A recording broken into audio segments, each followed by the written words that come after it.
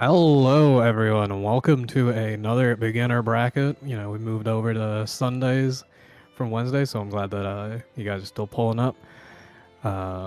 We do have a nice batch of players again today. I am Gekiko. I'm joined today by Samu. How are you doing?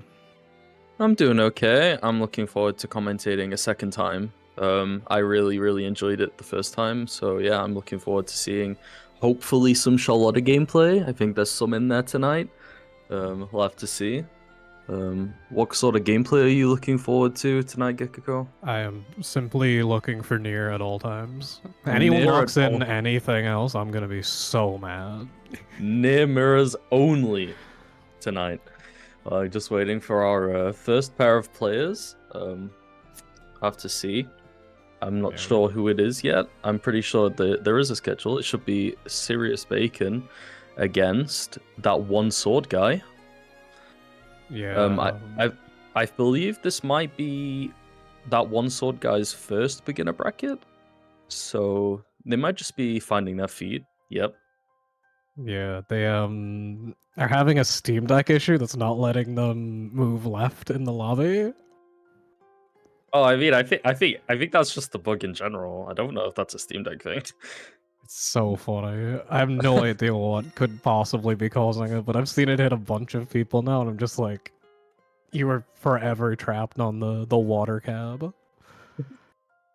Steam Deck gaming. I have to see how that translates into the gameplay tonight. I've never seen someone play on a Steam Deck before. It was really good for base Grand Blue. Okay. So, I would imagine it's still the same. Like, I think the system requirements did go up with this game, but I mean, the Steam Deck is a big boy. I think he can handle it. Very chunky machine. I've always wanted one, so we'll have to I'll have to see. I mean, I believe with don't you just press start to leave the lobby?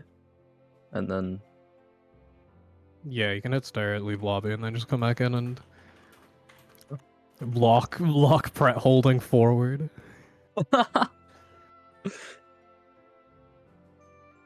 Alright.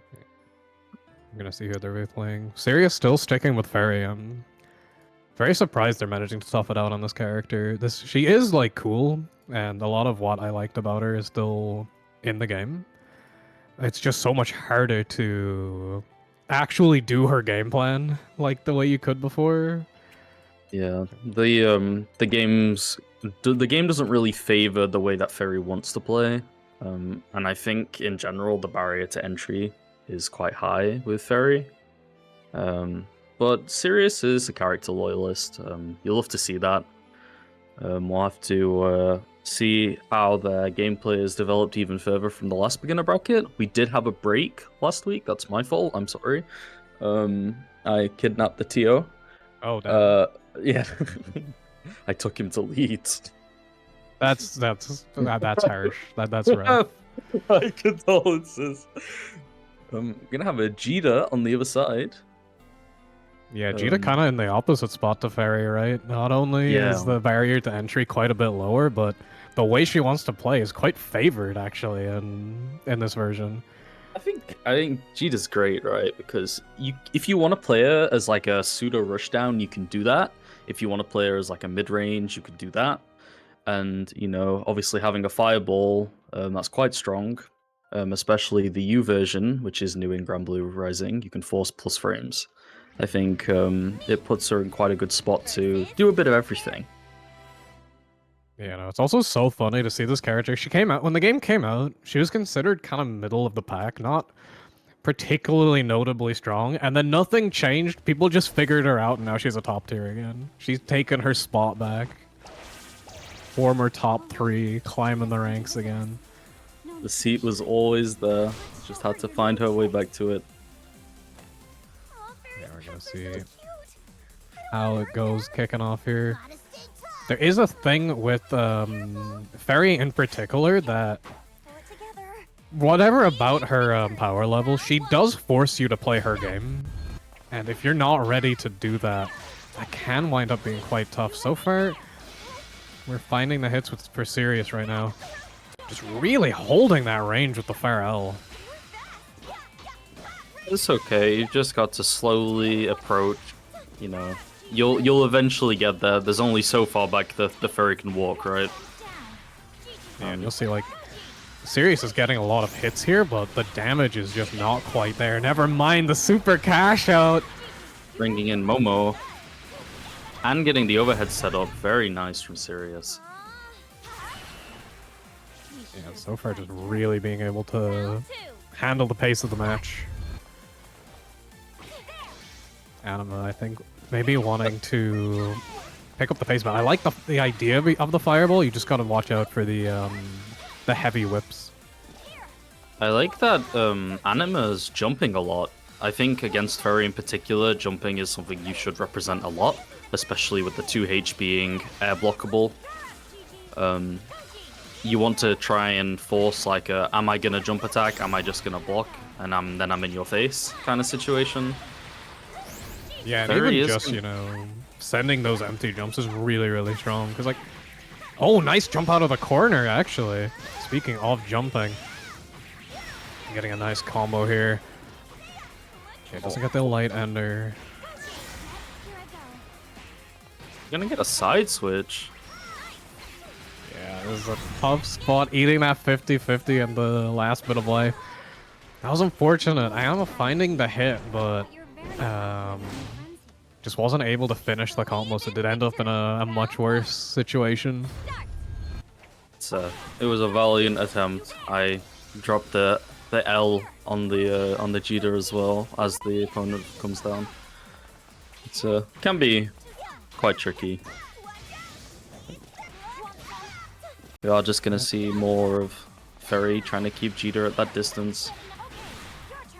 Yeah, we are seeing more jumps now from Anima, which is good. Oh my god, that move is so funny. Like 6 zoning. I'm gonna yoink you in now. Nice use of the 2M to dispel the GG. Yeah, and here's like, you know, you were talking about it too, you know, varying up if you press the button or not. Anima is pressing the button each time, so these DPs, they are blockable, but Anima's getting hit because they're committing to a button on ship point. Now, it's not something Fairy is great at doing, but just gonna tag the whiff punish there.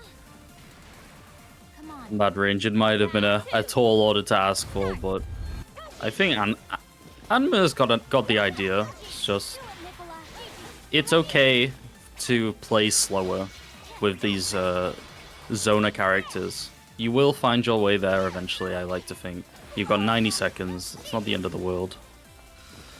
Yeah, and of course, very not like with Matera, you do have to constantly be worried about the chip damage you're taking. That's less of an issue with Fairy because, you know, she doesn't actually have that many specials that she can chip with.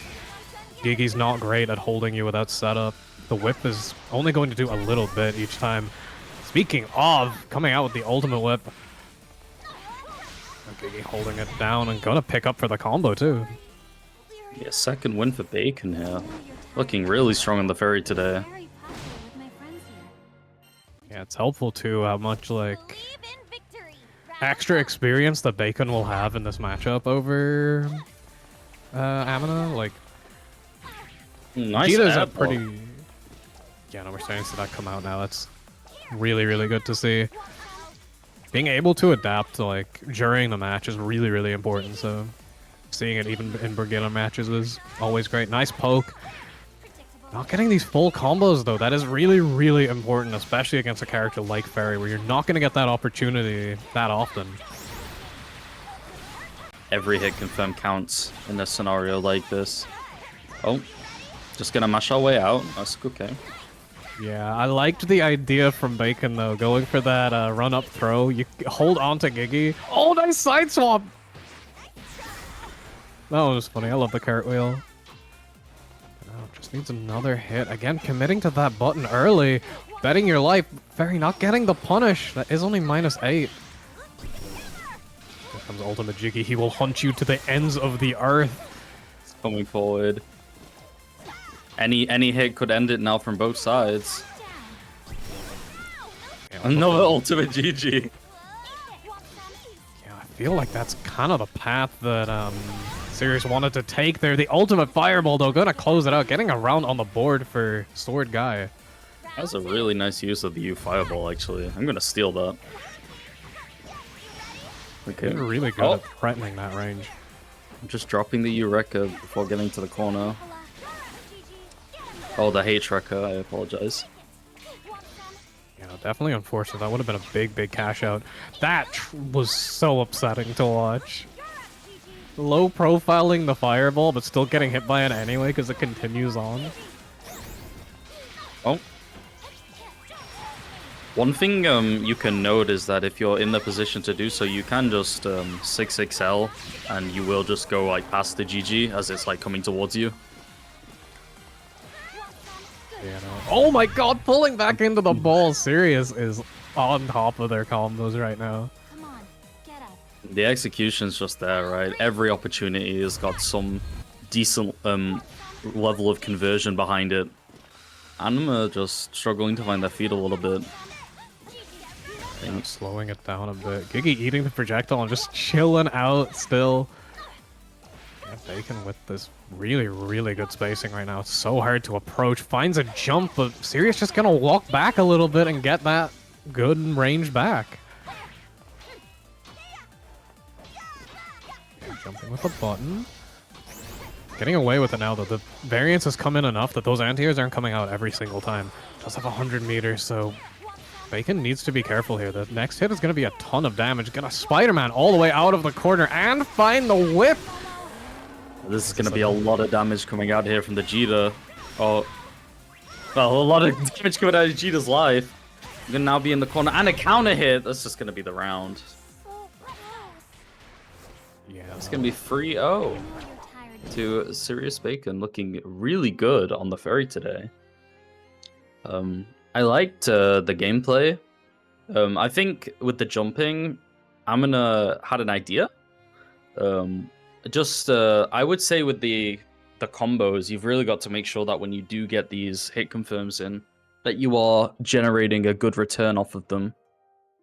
You know, like with the zoning matchup, you're not going to have many opportunities to actually deal damage to your opponent. So once you're in, you've got to make it count. Yeah, exactly. And like the damage that you're going to be taking from Fairy is quite low, so you get a lot of chances to get those hit, to force your way in at the cost of small chunks of life, but you have a limited amount of those chances you can take. So you do want to make sure that when you get the hit, you're fully cashing out. That's going to be a big thing in general, though. Like, a lot of matches end up being decided by who is finishing their combos better, who's getting the most reward from each of their hits. Yeah, definitely. Who the fuck is Vintage Lober? What do you mean?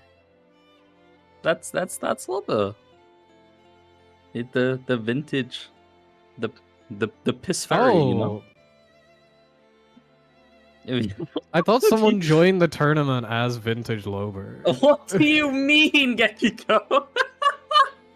They've been here the whole time. Who is? Look, man, everyone's name is covered by the station green spectating, so I Anyway, couldn't we're gonna be having Don't Play Now, which is also known as, I believe this is Lumi. It should be, because they're on the Kagas. Versus Kayatsu Hime? Oh my goodness. Oh, we got a Bubs player. Okay. This should be interesting. I've honestly not seen this matchup too often in this game. Sort of we got like Kag, which is like a zoner, if you want to like really simple it down, versus Bubs, who also wants to kind of play like a keep out game with his Chaos Caliber and the Black Flies. I think they both occupy similar spots, funnily enough, where they both have strong zoning kits, like good keep out games, but also good offensive tools that just let them play like kind of at any pace that they want. So I think this is going to come down to who is better at setting the pace. I fucking hope the mic isn't picking that up. You don't know the first thing about Well, Lumi's definitely been on the Cagliostro for quite a long time now, so they probably do have some experience with the matchup, with, you know, the occasional bubs they've run into. It is interesting too how like popular of a character Bubs is with beginners. People love the evil guy. I mean, he's got very majestic hair. He does. You don't get that with Bellio. No, you know. For different types of people. Nice. Already having the unblockable setup up is really good. Yeah. It's pretty hard to scope out. Oh my god, stopping it before the invul, but not going to be allowed to use that Raging Strike. I like this Brave counter. One of the key points of advice that is given constantly in beginner brackets is you need to Brave counter more, so seeing Kayatsuhime already on top of it is great. Yeah, especially if you're just in the corner, right? You might as well just let it out if you're in the corner. Just Brave counter, get yourself some space. Yeah, I even like how Kayatsuhime used it there to like keep the corner when Lumi was able to fight out. Oh, getting away with the karma. That's a crouch confirmed. Does it get the finisher on it? And now Lumi's gonna make them pay for it. Oh, side swap.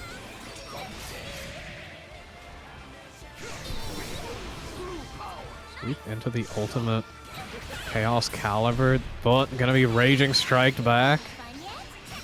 Oh, fortunately just dropping that as they swap sides, but still gonna be enough damage. Luckily had the traps on the floor, saving the day.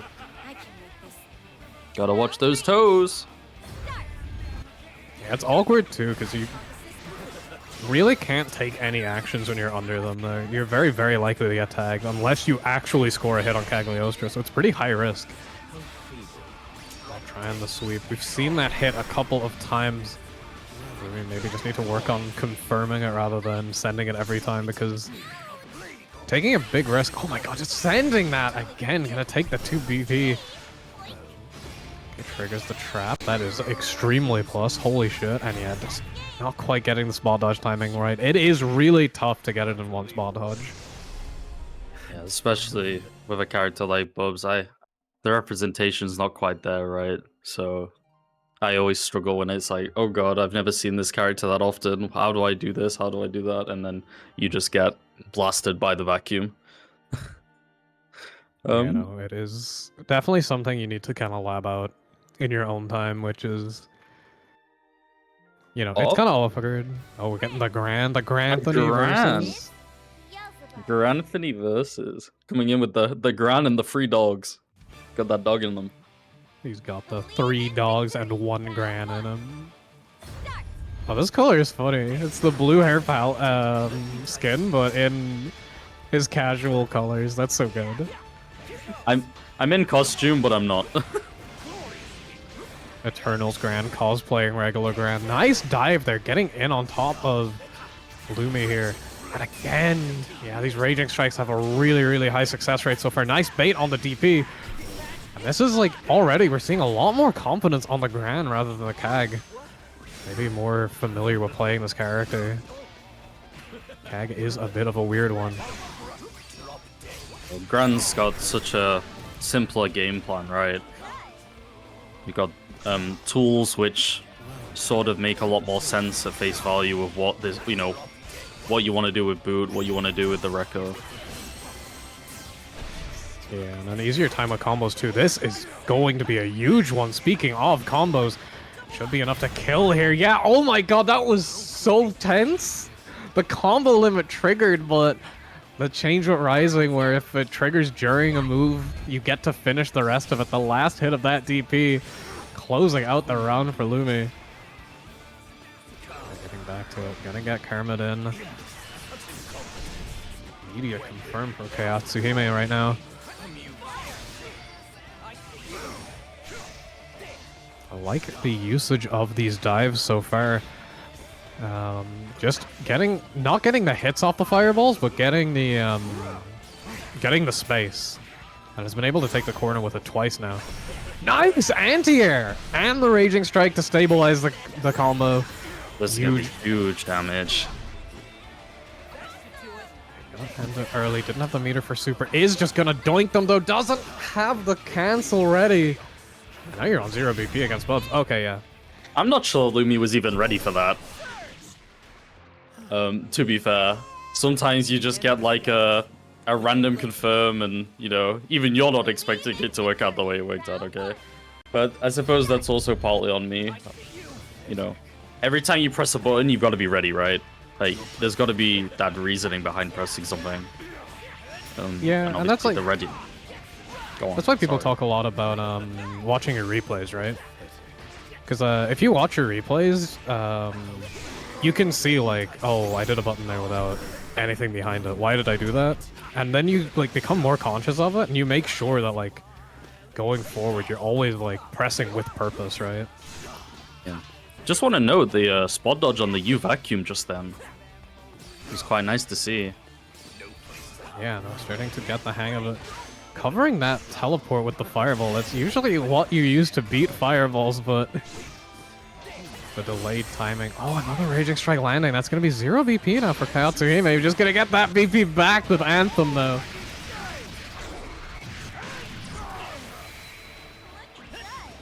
Oh, baiting the DP, but going to get hit in the in-between. Just gonna finish it up with the grab. Round 2. I'm really enjoying this Bubs gameplay. Yeah, no, they're really feeling very comfortable on the character right now. Getting the counter hit, so doesn't quite get it, but finds that throw, the meaty karma. All right, gonna get DP'd right out of there.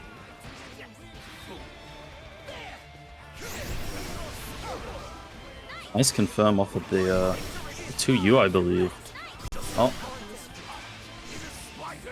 Just using every tool possible to just say, you stay away from me, Gran. I do not want you in your normals range. Yeah, exactly. Doing a really good job of holding it right now. You Fireball gonna deal with the black flies. Oh, again, yeah, that's what we were talking about. The you know, pressing without like proper intent.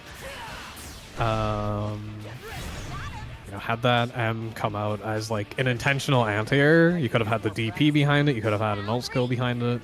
Still managing to get the kill anyway. So you know, playing calm even when missing situations like that is really important.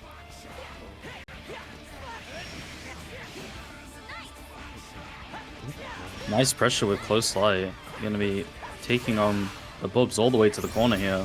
This should just be an SBA. Oh, he's gonna be dropping it though. That was unfortunate. The whiff throw of Kayatsu not being ready to press afterward. And of course, Lumi pressing immediately and finding that counter hit. Gonna take the lead in this set. Believe in victory. Round 1. Start. Really competitive between these two. Nice some back and forth, especially after the character swap. I honestly didn't know Lumi had a grand cooking, but proving me wrong. Nice use of the planar field. Pressure coming in from Gran. Getting the BC out as well. Gonna combo the Karma this time. It might be worth Lumi looking at the this Bub setup that Kayatsu's using here. You're learning is it spot dodgeable? Yes, but it's an awkward one because you have to hit the.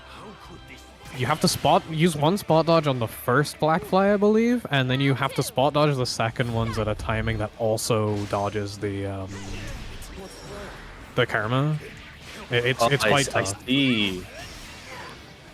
Yeah, I need to lab it more myself. There is also the fact that the Bubs can actually catch you spot dodging it and send 214U instead, which will punish the second spot dodge. Yes. This character is a funny gentleman. Just gonna get another dive kick coming in. Oh, that's -6. We're not gonna get a punish though.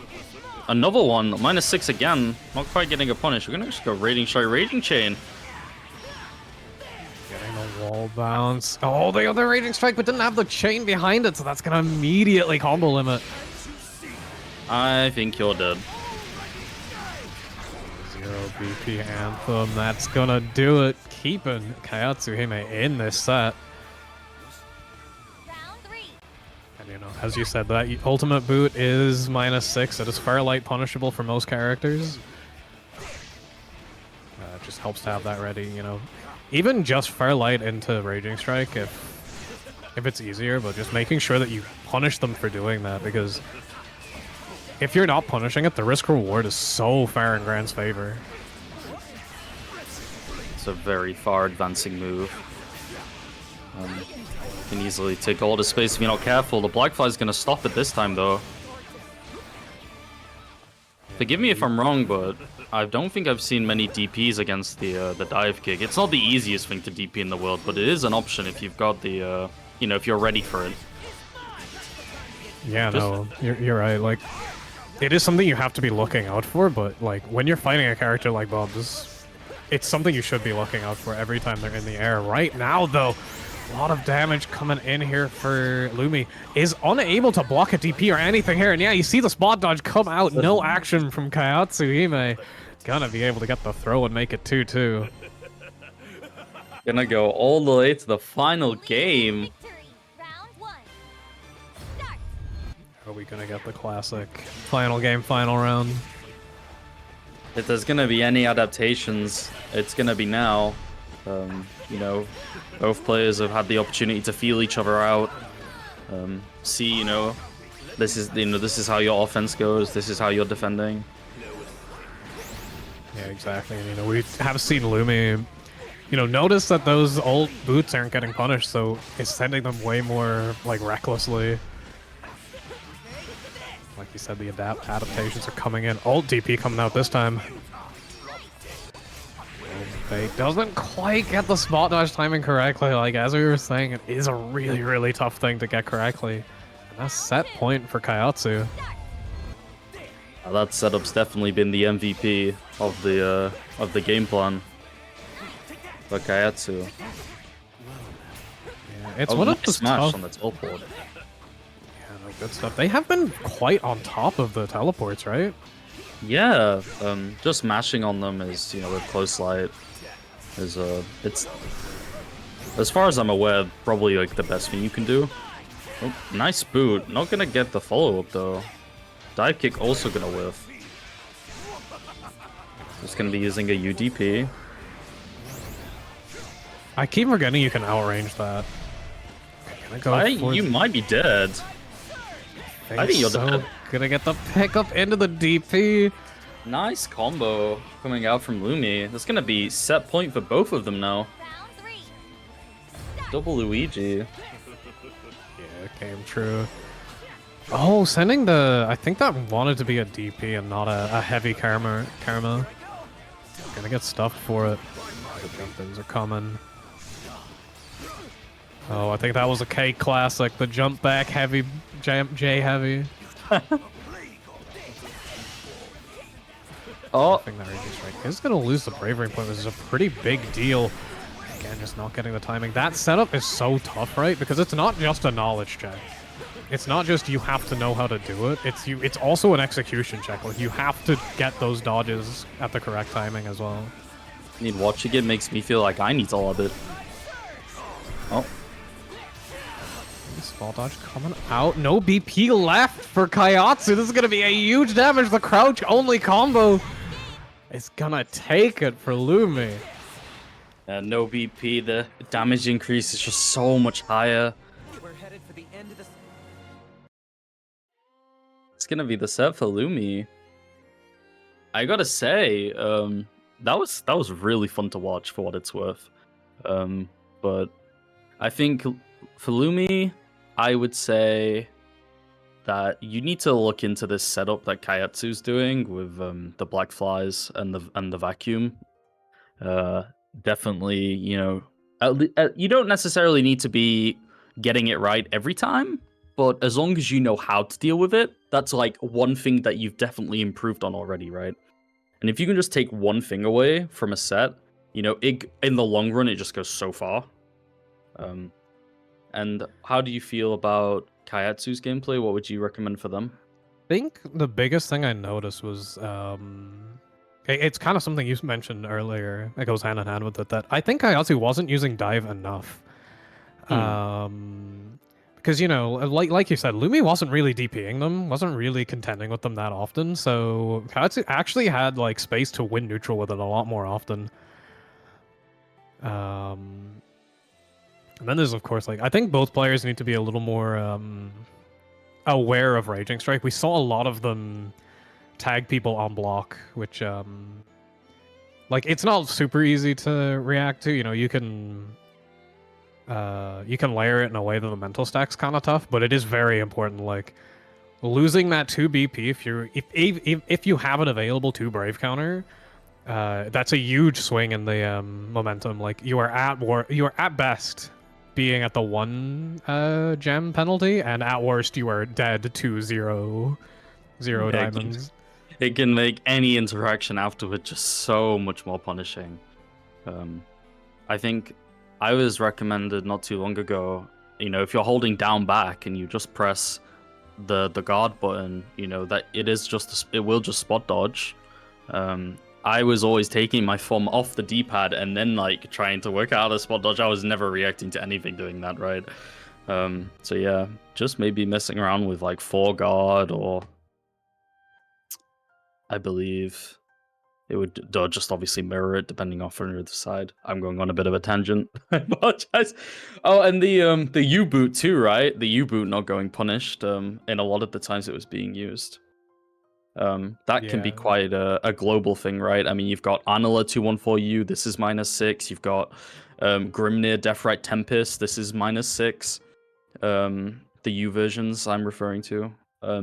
So, you know, once you learn how to deal with Grambu, you're also learning how to deal with 2 other options from different characters. So I'd definitely look into this. Yeah, having those light punishes especially is really, really handy.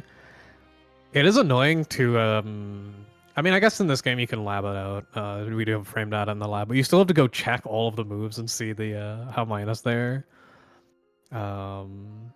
If you've yeah, got it is like an important part. Well, yeah, I was gonna say if you go on Dust Loop, but I mean, you actually can do it in game, can't you? But yeah, Dust Loop is a great website.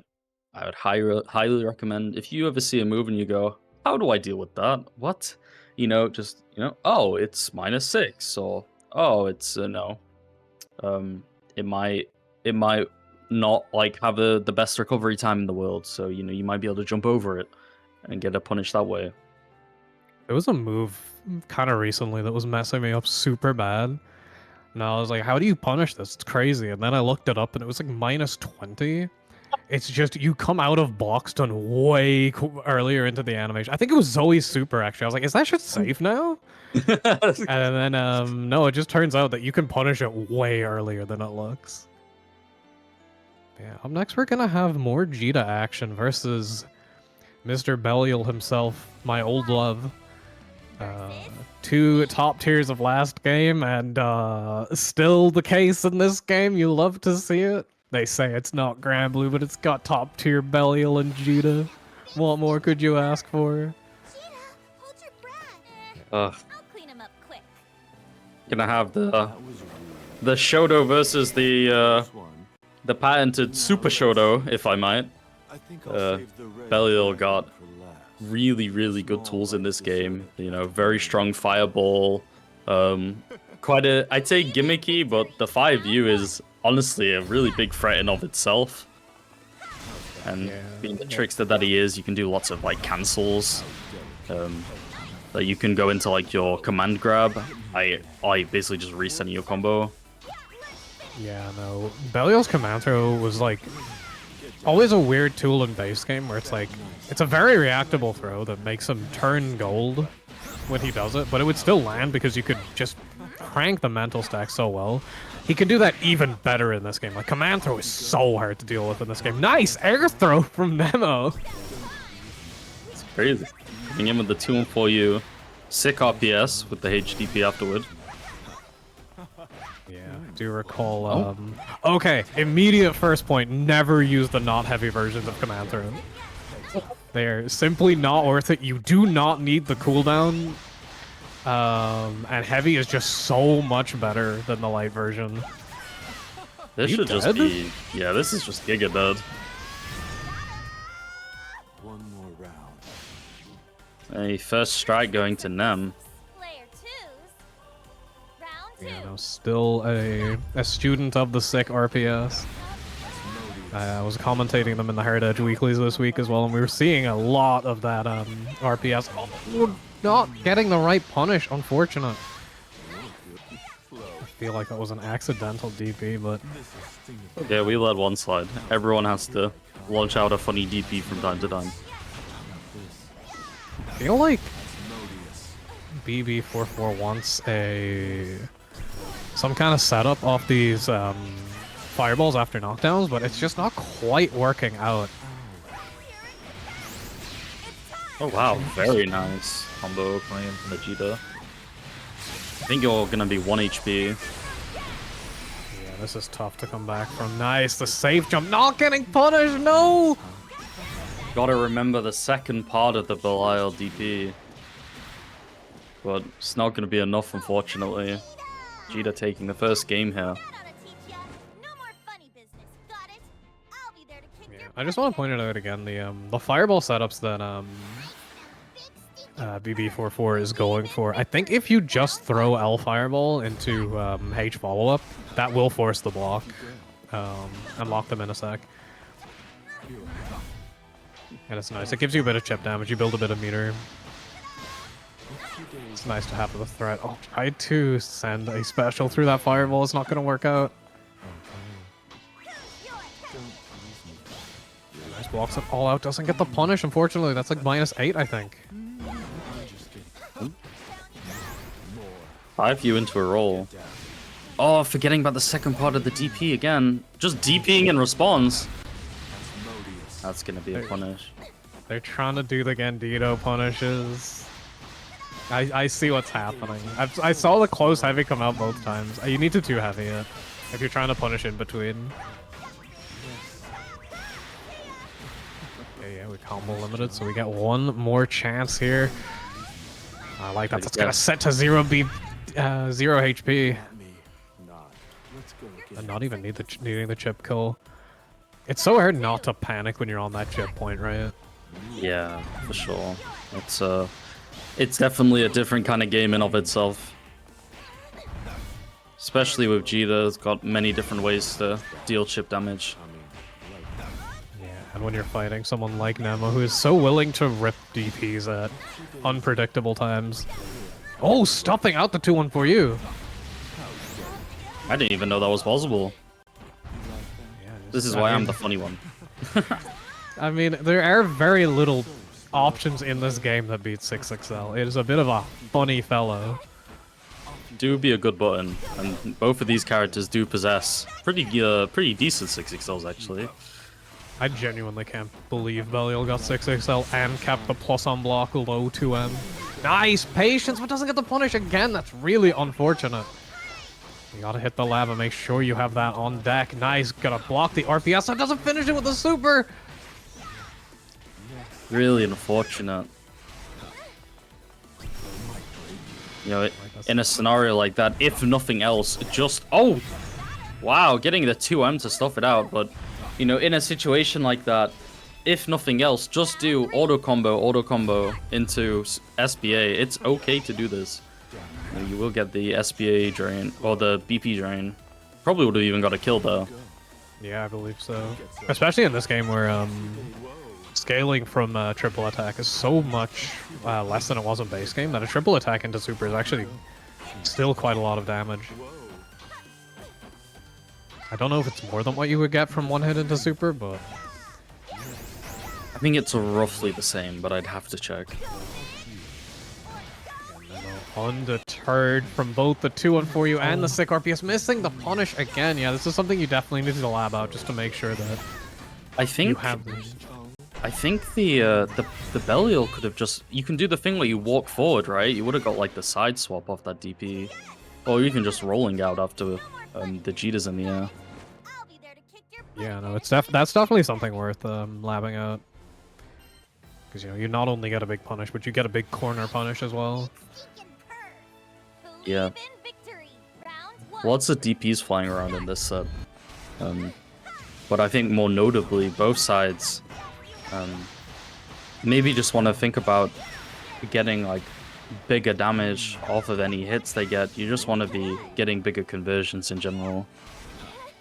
Yeah, Yeah, BB44 not looking super confident with the fireball conversions. They can be pretty tough, and you do have to, you know, crouch or stand confirm depending on the situation.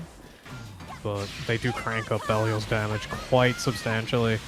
Speaking of substantial damage, full cash out coming up from Nemo here. Going for the safe jump. Getting the punish, but not having the special behind it. It can be worth it to just send Raging Strike there. Now on chip point, can't block anything, and with how DP happy we've been, but the fireball just gonna clean a hit and put Nemo on set point. Round 2. Really unfortunate there, being put on chip point again.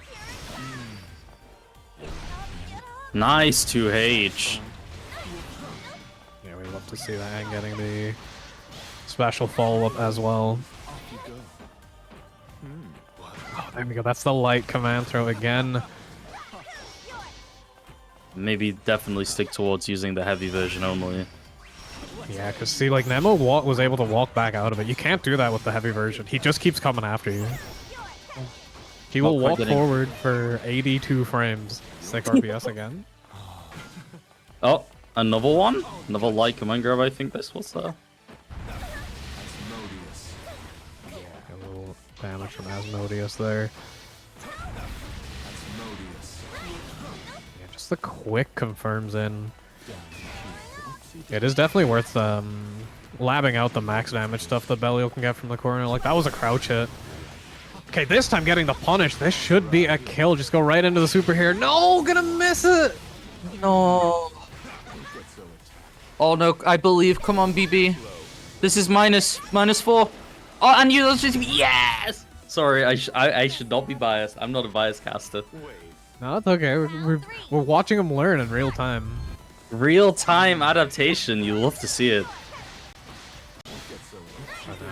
Too late on that anti-air. Gonna be shoved in the corner as a result. 6-6L not gonna get picked up. That crouch confirm again. Right into that heavy Raka. There's the 5U. Not falling for it. Just gonna get grabbed out. I think this might be a lot of damage, Gekiko. I'm not sure if they're gonna lift this one. Actually, We have this. no. I think they're okay. Yeah, I think Nemo could have actually, unless this does kill, this will actually be very close. It actually killed. Holy shit. Interesting damage from Jita. You know, the worst part is, there was more damage. That was more damage. Yeah, Nemo could have used a Raging Strike and then supered afterward for even more damage. Just didn't need it because funny Jita fella. But yeah, shoutouts to BB44 for hopping out. Of course, you know, it's a Swiss bracket. They're gonna get plenty more games in tonight. Are we getting no help? Where's the Charlotte? Oh, I feel betrayed. I'm gonna be representing the Mr. Pringles. And then Strobler, a very another Ferry loyalist.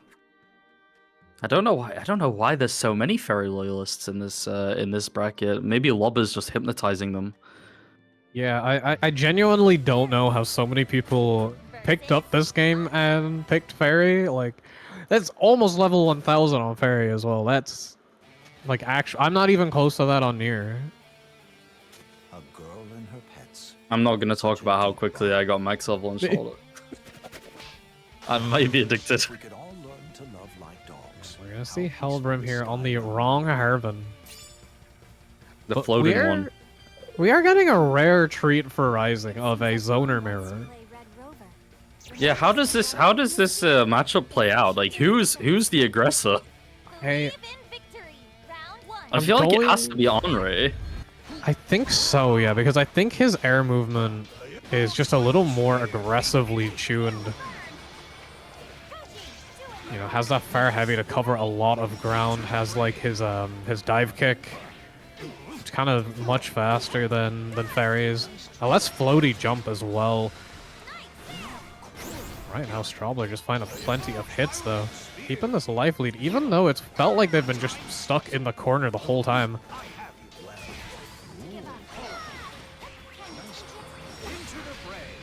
having trouble finishing these combos at the minute, which is tough. Like, we talked earlier about how Fairy doesn't get to deal a lot of damage per hit, but you do want to be getting the most out of those hits as possible. There's the Beak Driver beating out the Gigi. Oh, nice parry. Just gonna tell the dog to go away. Such a happy troop.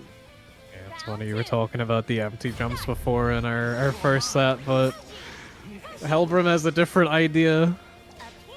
The parry jumps. Yeah. Got a lot of chip damage from that 5U. Beak Driver right out, going for that unsafe move. Gonna get tagged counter hit.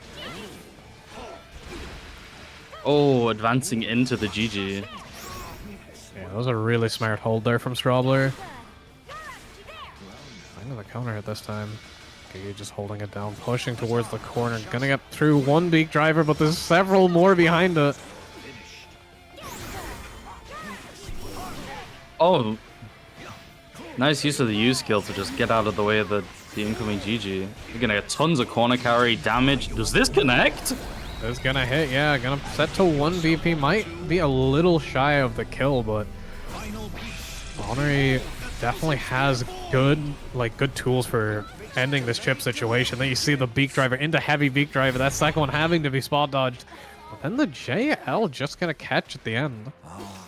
Such a loving. I was wondering if we were gonna see the SSBA returned once the Honore jumped in the air, but not this time. Nice parry. And that's part of what we were talking about earlier, right? A lot of Honore's movement is just very aggressively coded. That heavy parry just sending him directly onto your face. Taking a Raging Strike to the face. Bro goes barely binted. Oh, too high on that. Really wanted a back throw there. Unfortunately, getting the forward one. Could have had a funny little incident. You know, Strobler behind here. I think Helbram can just kind of chill now. Never mind, gonna get counter hit by that close heavy. Kind of hard for Fairy to finish from that position though. I have to say, I think one thing in particular, Strobler doesn't really do the 50-50 like overhead setup with GG the way that Bacon was doing it earlier today. I'm not sure if it's, you know, maybe they've got like different ideas with the GG setups. Maybe they just don't think it's that great.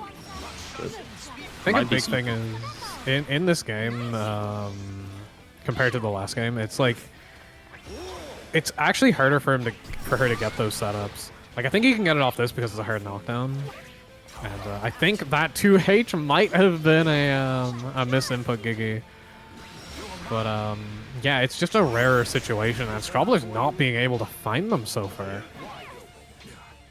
Like, Helbram's not really getting hit by anything major, right? Just getting hit by stray hits that can't really lead into Gigi anymore.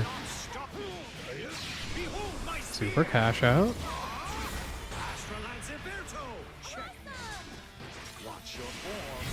It's a very cheeky parry on the way down as the Fury was waking up. Gonna be taking it 2-0. I feel as though I've glimpsed into the depth. You know, definitely making it hurt so far. Just very aggressive use of what is supposed to be a pretty defensive kit on Honore's side. I think it just shows though when you're, you know, I wouldn't necessarily say you have to play the matchup, especially like at beginner level. You should just be more focused on, you know, understanding your tools and how to like best use them, right? But I think this matchup is a good example of, you know, taking a character's toolkit and saying, okay, well, you know, this is kind of how I need to use it differently because the other character forces me to play the game in a different way. Yeah, exactly. We're seeing Helbram like that, kind of using his tools to force out the matchup. Right? Oh my god, that move is so funny. I love it. Got the Honore airlines just flying across the map. Helicopter, helicopter. It's gonna be Honore again. I've never seen this before. Oh, it was so funny. I love it. Nice pickup here from Strobler. Oh, not gonna have the meter for the Raging Chain. That was super unfortunate. Helicopter. I'm swapping to Andre. Fuck it. Comes first. Sorry. Round 2. Is this why Helbrim switched? He found the helicopter and was like, hold on a second. I'm Beyblading. Oh, nice parry. He's gonna take out Turnberg. And pressing the block button there, which is something I feel like people don't do enough. I'm guilty of it as well. I'm just getting hit by every block button setup. Gotta be careful with that low sliding move. Can get punished off of this, especially if you don't space it very well.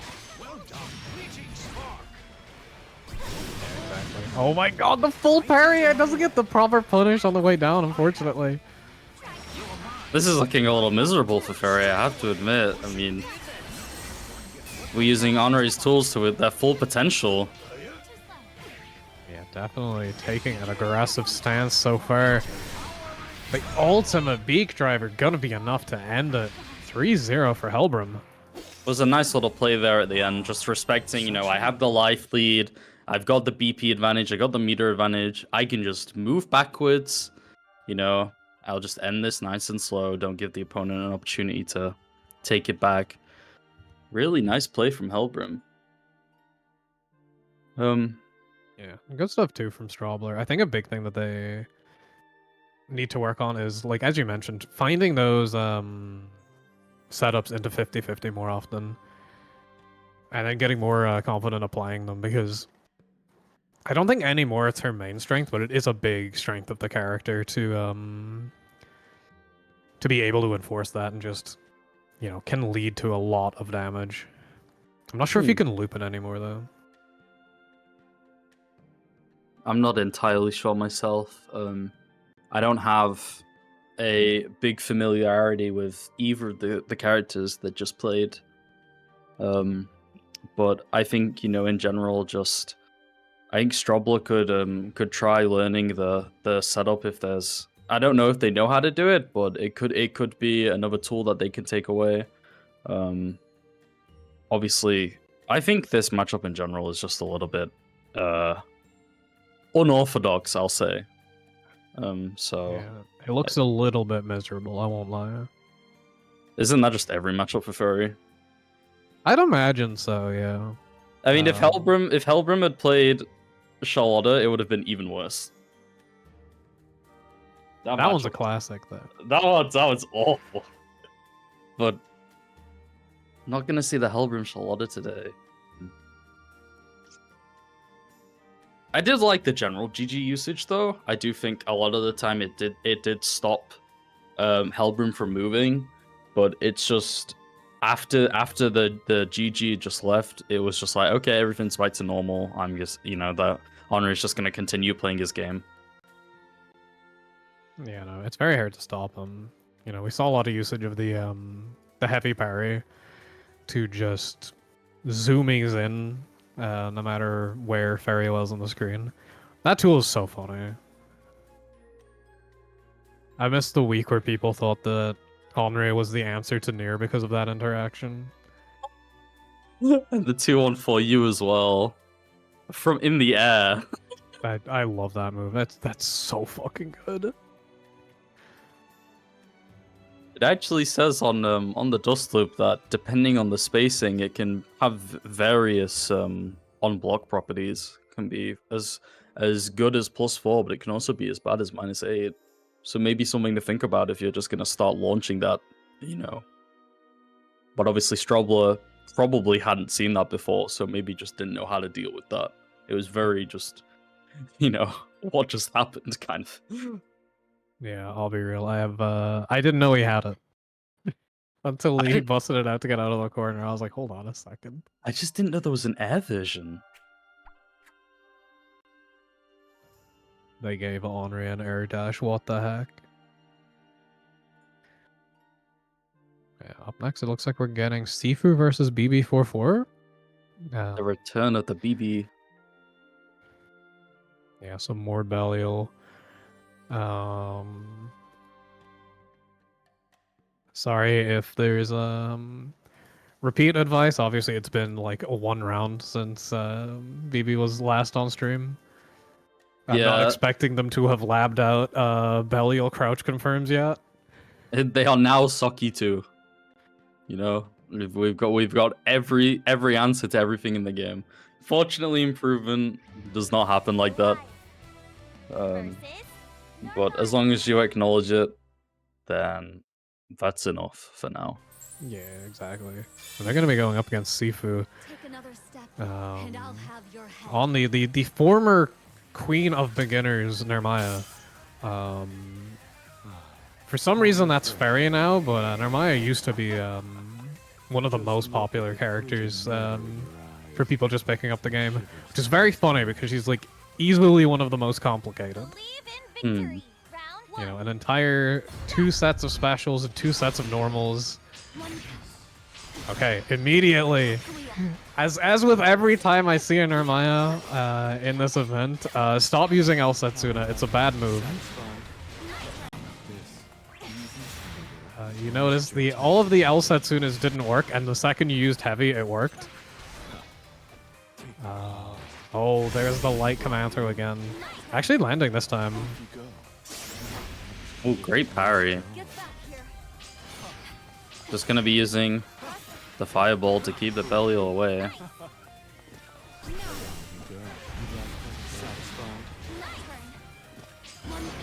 Ooh, nice 5U. Yeah, definitely.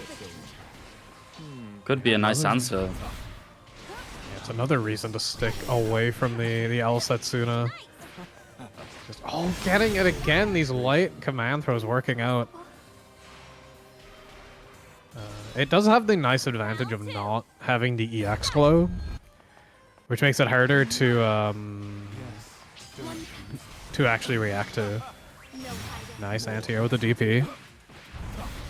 Something that's important to get across is that, like, anti-airing with a DP is better than no anti-air at all. Oh, this is nice. I don't think we saw this level of execution from the last set. BB now getting a full combo here, gonna cash out the SBA. That came off of one of those fireball confirms we were talking about earlier, confirming that it was standing, so knew to do the pull in instead of the heavy follow-up. Tried to get cheeky with the 5U. Yeah, I think that was in response to a fireball. Like maybe like a hard read before it came out. Must rethink my training. Nice grabs. Good BB taking the first game. Great stuff from them. A little more and you'd have pushed me over the brink. And already looking a lot more comfortable this time. Take another This step, matchup, of course. and I'll have your head. I feel like not great for Nermaya even in this game. Victory.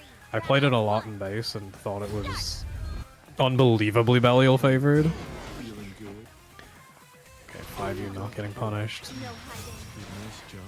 It's so Yeah. fucked in this game. If he has 50 meter and you see 5U, it's like, that might be a command grab.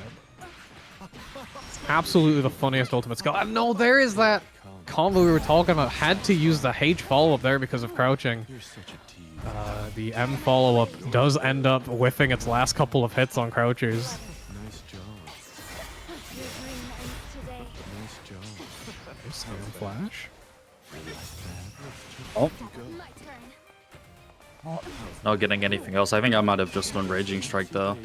Just to guarantee that I get some kind of confirm off of this. I mean, you would have probably killed the Nomai over basketball. Daisy. Here I come. Yeah, that's actually something we haven't seen today, where we haven't seen any basketball combos. The RS Bomber is very strong in this game. What's There it is, the command throw I was talking about. Yep. So Excellent obviously usage. the normal way of dealing with 5U is to just wait it out and you know, take your heavy starter combo against him. The ult, if he has meter, that ultimate version means you can't really do that. You have to start like neutral jumping against it instead. You're good. Whoa. Nice mash, interrupting the transients. Yeah, we're seeing a lot of the transient side switching. Is there anything that Belial can do against that?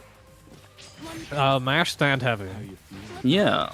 I do not know why that counter hits so often, but it does. Like, you get the backward facing counter hit really, really often if you just mash close heavy against it. It's gonna happen less accidentally in this game because fair heavy's not like as good of a button. Nice, I like the walk up throw. I'm just baiting Are they that blocking? super. That's gonna be the round. I think this is gonna be the game. BB coming out strong against the Almayer in his second set today. On stream. Thrust that blade a bit harder. Yeah, no, really good patience there at the end to debate the reversal. Something you can do too if you're worried about reversals is to quickly set L Fireball H follow up. Take another step. Especially in that position, it would have set them on chip. You could block a reversal if they go for one, and if they don't, they're just going to eat the rest of their life in chip. It just gives you that, the scythe gives you that insurance to just like confirm the situation. Nice, getting another jump in. You know, I'm generally not a fan of DPing on hit, but you know, when your opponent has shown that their combos aren't super consistent, then it's like the risk goes down quite a bit. Off you go. You're good. Yeah, nice use of the Brave counter just to get the ball away. Such a flirt. Unfortunately, not really gonna represent anything to stop the ball from just walking straight back in. Satisfied. Yeah, this is where you want to use the H Setsunas, the even just using some of her pokes is good. Oh, the 6XL is gonna get shot by the super this time. You got me. Sifu getting around in this. Gone like round two. They are the chosen one, the 6XL reactor. Off you go. Another jump in from BB44. We saw Sifu getting a DP or two earlier on in the set. That's kind of stopped coming out. Confirm, A lot gonna of these, keep it. yeah, go on. No, you're going. Nice job. I was gonna say, a lot of these, when Belial's using the fireball, just a lot of the time the combos just drop. Like you see here, it's just ending. I get maybe it's just a combo ender, or It's just they're using L Fireball instead of heavy. L Fireball isn't fast enough. I see. My will is ready. Should be blocking this. Yeah, that was a miss confirmed, but are you gonna be able to kill? Oh, the little walk up. I like it. Yeah. Don't like them, sir. I mean, you got like 100 meter. You got, you know, all the time in the world, right? Doesn't need to be anything flashy. I wonder too, does BB44 play against a lot of Nermaya? Because we saw in the Jita matchup, a lot of the reversals were going unpunished, whereas that one he like had a confident punish ready for it. Nice, huh? So there could be a matchup experience. If that was something I wanted to talk about as well, we're not seeing enough of the good ult skills coming out from Sifu. That moonflip is so powerful. Can definitely catch your opponent slipping if they're not ready for that one. That's gonna be a nice SBA coming out from Sifu. Just gonna end the round. I'm gonna end the game even. Gonna be 2-1 now. Yeah, no.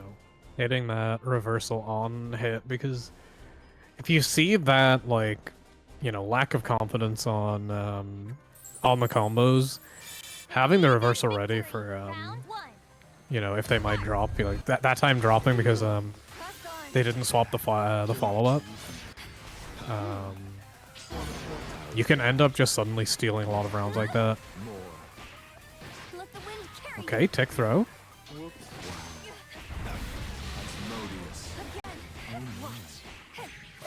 combo, but no punish on the transients either.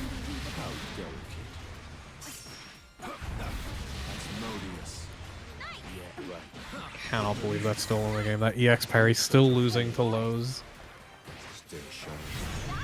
The throw gonna put BB44 on set point. Yeah, I believe so. This is looking very good for them. Nice 2H. Gonna pick it up with the special.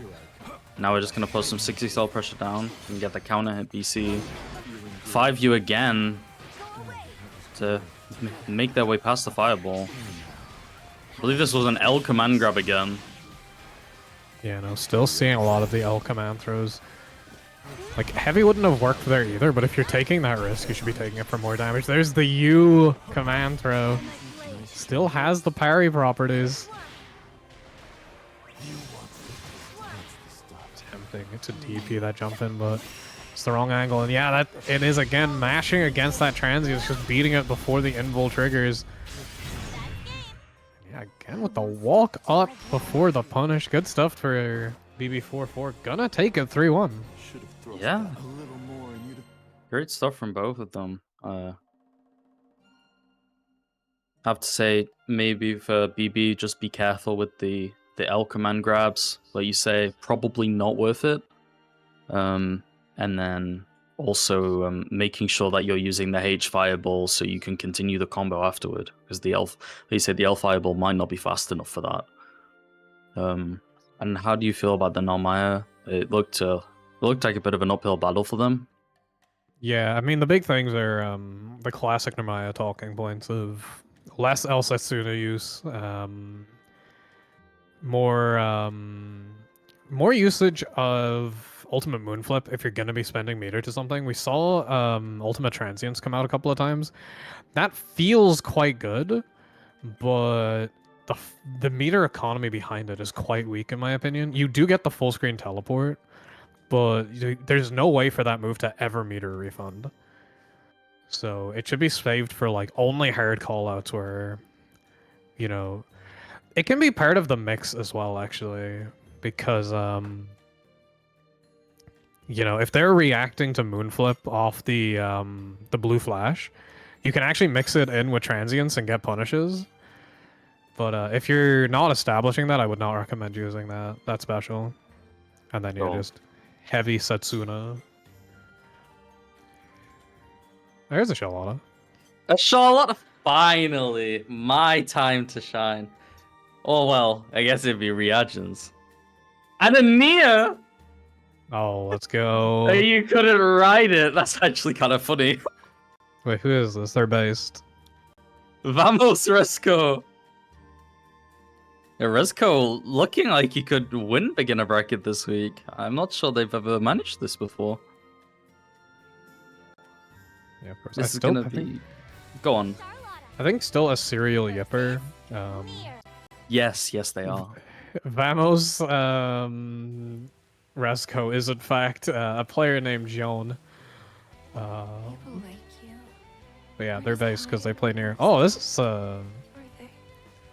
is a cute palette too. I like it.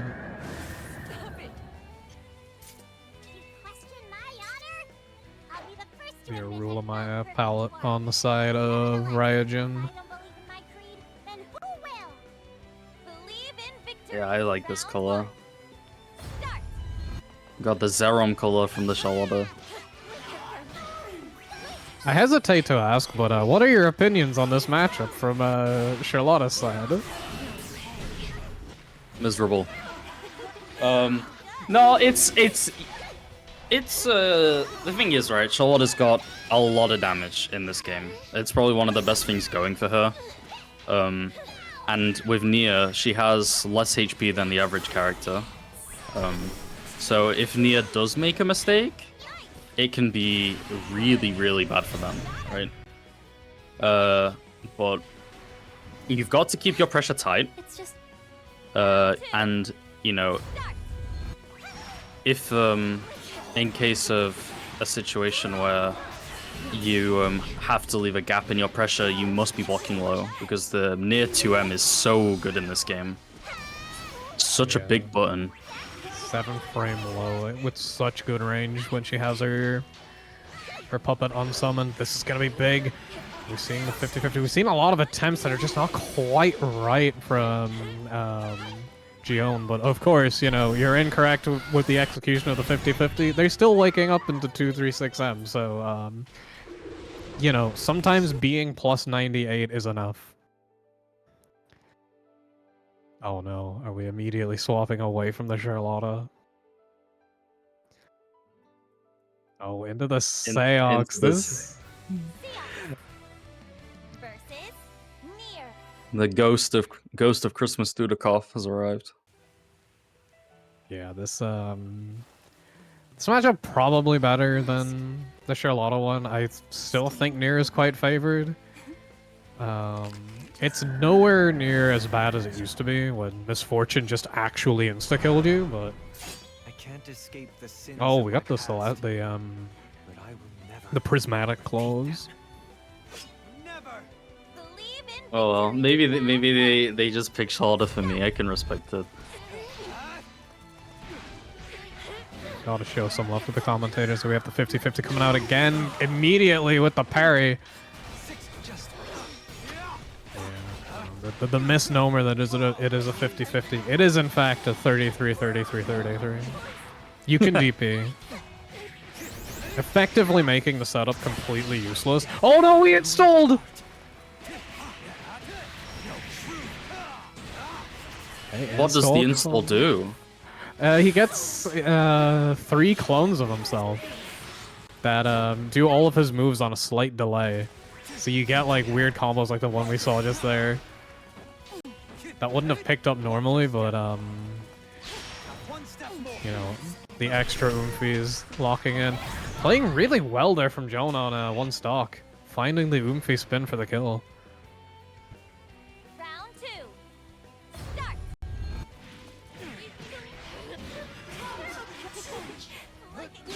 And with the parry, but this time gonna be baited out. It does still kill death, so that the return combo is not as good as it could be. Spinning a raging strike. Almost getting the corner off of that. Nice jump though. Yeah, lots of corner carry coming out though. Nice parry on the L oomphy spin, maybe? Yeah, that's like the first major bit of advice I have for Joan is 214L is not actually very good. Like because of how strong. Oh, you're dead. No, gets the drop. Into you, Misfortune. This was very misfortunate. Yeah, still quite good with the catch parry properties. But yeah, I just feel like 214H is such a strong move that even though it costs a stock, it's still worth using over 214L in most situations.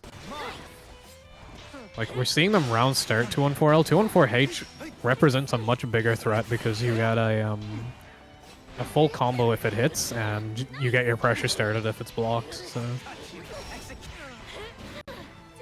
Unfortunate miss there. I tried to counter poke the dive, but not quite happening. Seeing a lot of representation of the empty hand. It's a very good move in this game. Just gonna go in with the 2L. Catch them standing. Perhaps they wanted to go for a grab. Round 2. And also, it's worth noting with that empty hand that all of Nier's special moves are projectiles.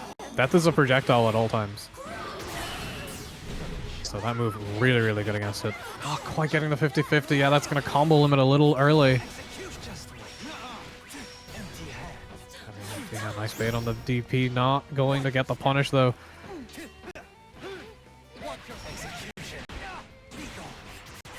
We're seeing lots of mixed attacks from the 6. We've got overheads and lows and doing really well to raise the mental stack on the Nia. Although I think this might be a kill with SBA.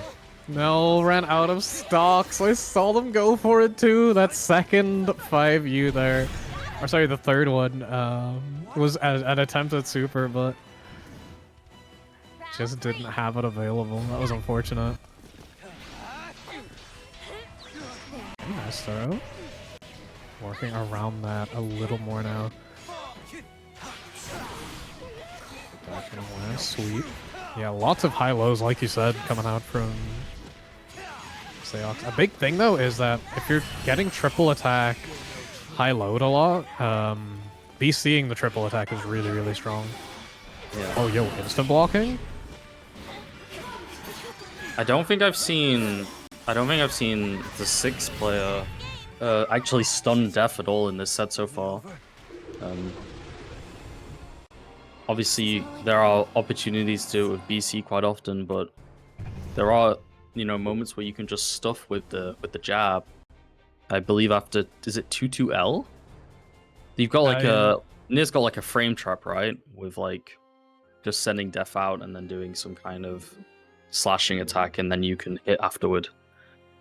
Yeah, so the way that it works is you can never press after slashes. You can press after 2-1-4 options, but if you're mashing on those, then DP is going to frame trap. Go on. So you should be pressing a lot of the time against blocked death moves, but yeah, do be aware that they do have an option to discourage you from doing that. I think you've got to represent options sometimes, though, even if they're not necessarily optimal, just to get your opponent thinking. Yeah, of course. You turn it from it turns it from a deterministic situation to an RPS if you are representing your options properly. Sure. So, Yeah. I believe that was our final set for the first half. We're just going to have Lobber doing some shilling, I believe, whenever he is ready to arrive and deliver his midway advertisements. Yo, ad time, let's go. And then we're gonna have a short 5-minute break afterward. Hello, it's me, your TO, also known as the ad man, now in this case, the one who advertises. But before we do that, let's take a look at our current standings. We've just hit the end of round 3, and we've got Rezko and Ruin both undefeated in first and second place. They're on a 3-0 streak. Then we got Lumi, Gion, Vilkas, Double Lee, Hellbrim, and Bacon before that. Below that 2-1. And you can see the rest of the standings below that. So, still anyone's bracket at this point. Rezko and Ruin will, they are matched, so one of those will no longer be undefeated, as is the way of such brackets. But let's get to shilling. So, we're on the Sunday, so let's just start from the start of the week as usual, starting with tomorrow, Monday. We've got the Hard Edge Weeklies. As always, I'd recommend these for beginners. They're pretty nice to sign up to. They're a 1st to 5 exhibition. You sign up on the form, you get put on a sheet, and you say your skill level, and they'll try and match you with someone of a similar skill level. So even if you're a beginner, they'll try and match you with someone close to you, so you can have a good enough match. And because it's a nice long set, you can also ask for analytical commentary, so get some feedback. Which in a longer set is usually, playing in a longer set is a different notion to playing in 1st to 2s or 1st to 3s. They'll talk about like how you adapt, and which is important, all that stuff. After that, there's been issues with it in the past couple weeks. Cake's been a little bit busy, so I'm not sure if it's happening this week, but there may or may not be a ballroom this Tuesday. Yeah, he's been having some kitchen renovation stuff going on, but it should be finished about now. Yeah, we'll have to see. Oh, I forgot to mention, the sign-ups for Hard Edge open on Tuesdays. They fill up pretty quickly. They open at like 6 PM CST. So do try and get your spot in pretty quickly. But yeah, similarly, the sign-ups for Ballroom open Monday, but because these had busy weeks, I believe the spots are reserved for previous the previous participants who hadn't had their game yet.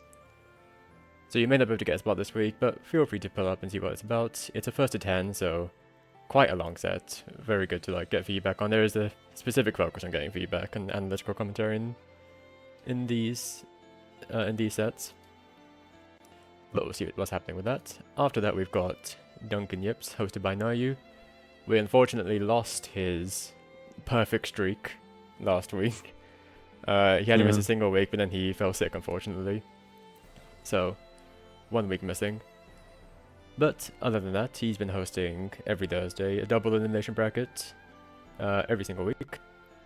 So if you want to play more Grand Blue, feel free to pull up. I do recommend at least trying out the double elimination format and seeing if you enjoy it. And then after that, I believe, same thing, I'm not sure if he's busy with his kitchen or not, but Promenade Weeklies, Also another double elimination format. Cake's been hosting these a while, since base game even, so these are always good to pull up to. Should be some fun. And lastly, we have some irregular events. So Cake has partnered up with Arc World Tour to bring you an official, what's it called again? A silver ranking tournament. So if Yeah, you it's don't called know, Transcendence, right? Transcendence. The graphic isn't the best, so I'll switch over to the Start DG page. You can see a bit more information here. It's Transcendence. It's an Arc World Tour event, so you do actually get points, which can contribute to your qualifier for the tournaments at the end. You can see the chart there for this is a silver rank, etc. But there was a limit cap of 128 players that has since been raised to 256 because players filled up quite fast. You can see over here it's 125 attendees already. This is happening on July the 6th, and signups close on July 4th. There is just space now, but do sign up. It should be a pretty big bracket. It's online, it's not offline like the other official events, so do pull up, and that should be a good fun time. I think basically everyone is going to pull up to that. And similarly, this is a bit further ways off, but Che Benji is also hosting a HAB partnership with our Quad Tour. That's further off. That's October 5th. So you got a bit more time for that one.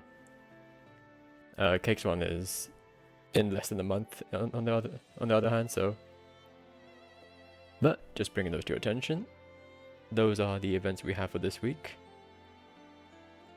Do either of you have anything more to add before we go to our break? I do believe that the kitchen arc is over, so all of the promenade events should be on this week. Alright, should, assuming everything goes well. You never know, but yeah. Assuming no catastrophic failures occur. Yeah, assuming a meteor doesn't hit his house or something. But we'll see. Why you kitchen explode? Alright, we'll be heading over to our 5-minute break now. Feel free to grab some water, go toilet, etc. And we'll see you guys in a bit. Bye-bye.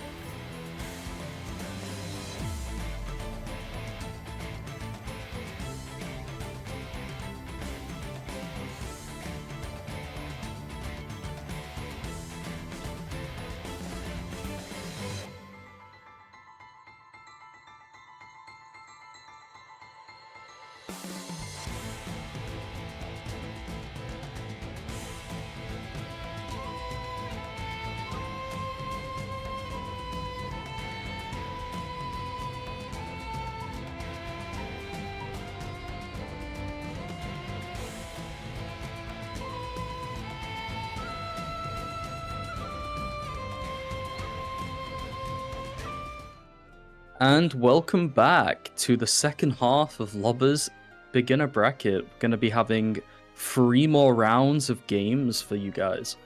Going to be having the usual 4 people per round on stream. So we've got about 6 sets I count. Still joined by the lovely Gekiko, who's been the smart person in the room today. I've been Mr. Funny Man. I'll be honest, I don't feel smart right now. I forgot to put my can of Monster into the fridge. So I've been drinking warm Monster this whole time. Oh no. It's not great, I'll be real. I wouldn't recommend it. Well, Oh, yo, we're getting big Vilkies. Big Vilkies versus Strobler again. This guy's unhinged. I cannot believe he's still playing with Silius. This character is so doggers. And like interesting ways too, because everything wrong with him is just the game system mechanics telling him to leave. Yeah. In fairness though, I think you have to take negatives like that with a grain of salt. I mean, system mechanics are system mechanics, right? There's not really much you can do about them. I know Charlotta has some issues with that too, where you press 2 on 4H, now you get a hard knockdown for free. It's like, oh, okay. Guess I just won't play the game today. Yeah, But- it's okay. He's just investing in the August patch.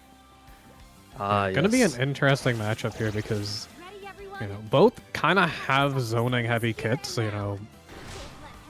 Lucilius with one of the kind of on paper strongest fireballs in the game, paying for it with that longer cooldown, and one of the game's best counter zoning tools in his teleport. So it'll be interesting to see how Vilkies uses it to navigate Ferry's tools here, and if Strobler can just prevent him from doing so. Nice! Immediate spot dodge on that the heavy teleport. The attempt to Looks BC. pretty- Yeah, lots of pressure coming down now. Counter hit into a grab. Well done. Instant tech there. Can be a bit scary to do. You open yourself up to backdash shimmies. Vasily is one of the characters that gets a nice reward out of it. Boss frames, nice spot dodge. Read the BC timing. Not able to finish it just yet. Trouble with another chance. Beams coming out. Oh, just gets caught If we're together, we can still win. by the SPA here. It's funny that 2M from Ferry can low profile a lot of projectile coated things like that move, but it does have the lower beam. Again, Strobler reacting perfectly to these teleports so far. Look, he's gonna have to start mixing it up. Beppo is just gonna whiff and go wide. Vilk's coming in, taking his spot in Ferry's face. Building up that BL gauge as well. Waits out for the BC this time. Ult TP coming out though. Ult teleport right away. Using the old teleport to throw bait. Excellent stuff. Yeah, no, really, really strong. Gets you around his cooldown restriction as well, because the ult skills do not have the extended cooldown he usually has. Cool. High reward on hit, plus on block. Such a powerful move. Using it so well there. Getting locked into the Gigi here. No brave counter allowed when you block that. Yo, that's... we were talking about it a bunch in the first half. People getting domed by Raging Strike, but Strobler, well aware. 124 meter. That feels so bad.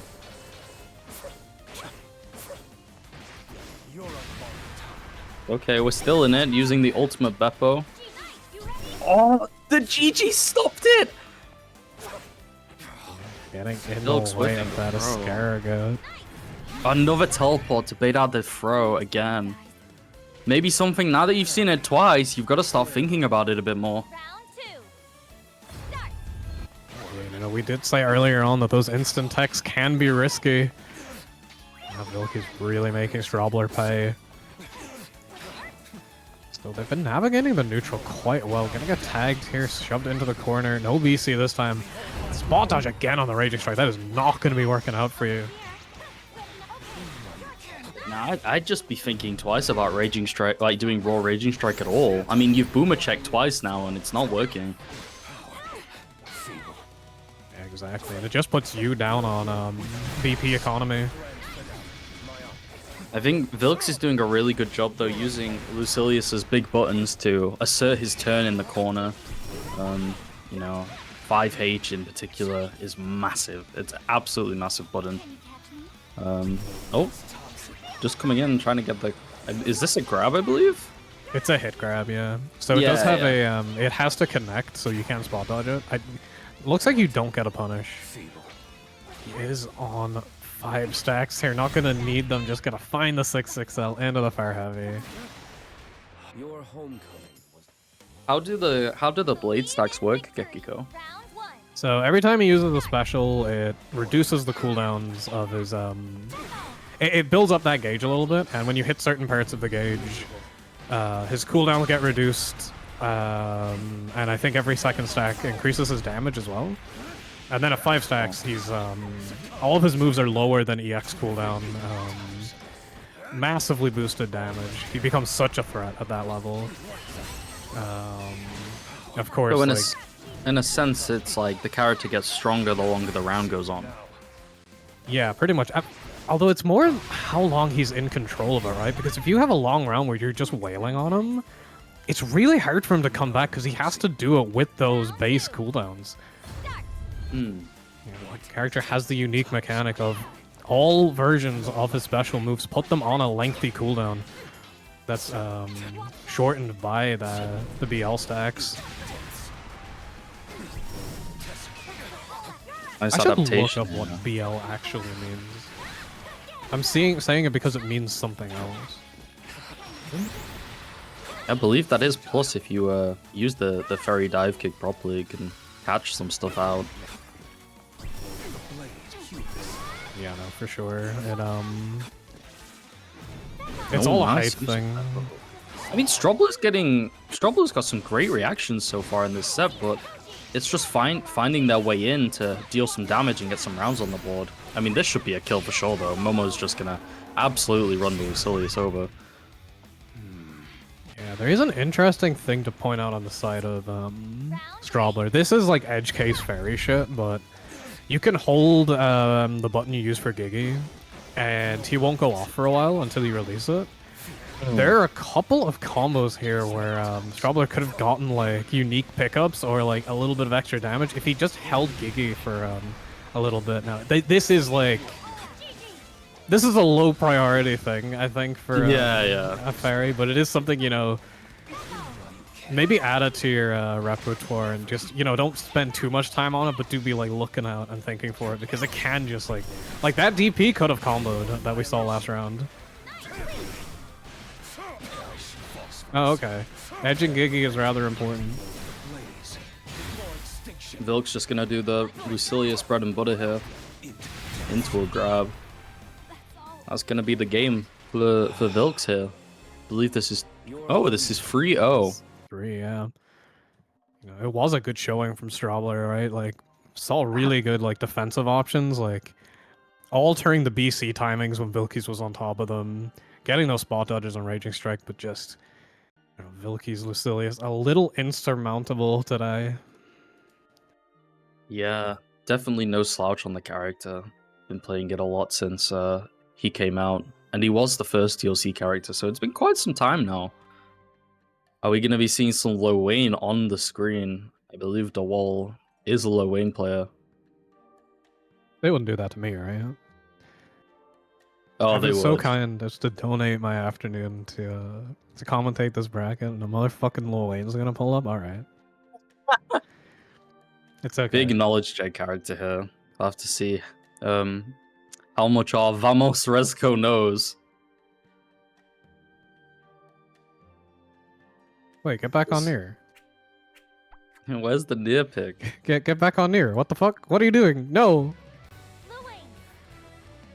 Versus Am I being punished? I think they play I think they play Namaya and Nia. I believe Nia's their main though. You've crossed me. Your lives are mine. I will say, this can be one of the more awkward matchups for Nier. It's not like a bad one, it's just you have to think about it a little differently. His healing kit is actually really good at making stocks matter in a way that they just don't in any other matchup. And chip kill strats are basically off the table against him, so I kind of see why, like, you would maybe pick a more traditional, just rush down massive damage character for this matchup. Cool. I do think, especially when you're playing a rushdown character against Lil Wayne, it's all about getting the approach right. Because if you approach too quickly, you're gonna get caught by bros. You're gonna get caught by Catalina bot. You know, it can actually be quite dangerous if you don't respect it. This is gonna be this first basketball of the day. I'm just gonna call mom. Yeah, that's an unfortunate drop. This is the we were saying earlier. Cannot leave this character on low health because he's just gonna call mom. I do think in this game, you know, we've been seeing a lot of players like Bogus and Tunington who go more for the HPA at this point, because like we saw there, Joan only got hit by one thing for that entire Yggdrasil. With HPA, using that instead, you can, even if they block everything, you deal a massive grip of chip damage.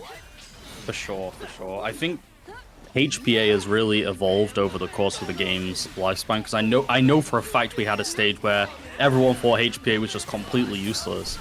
But then I remember Tunington started doing this thing with the shimmying, and it really does apply so much mental stack. Like, I didn't even know the HPA could spot dodge. You know, this was something that I learned about HPA that I didn't know. Gonna get an air throw coming in here. Yeah, now getting a nice hit, reversing momentum here a bit. But yeah. Again, too early on the anti-air. Oh my god, this guy's legs are so short.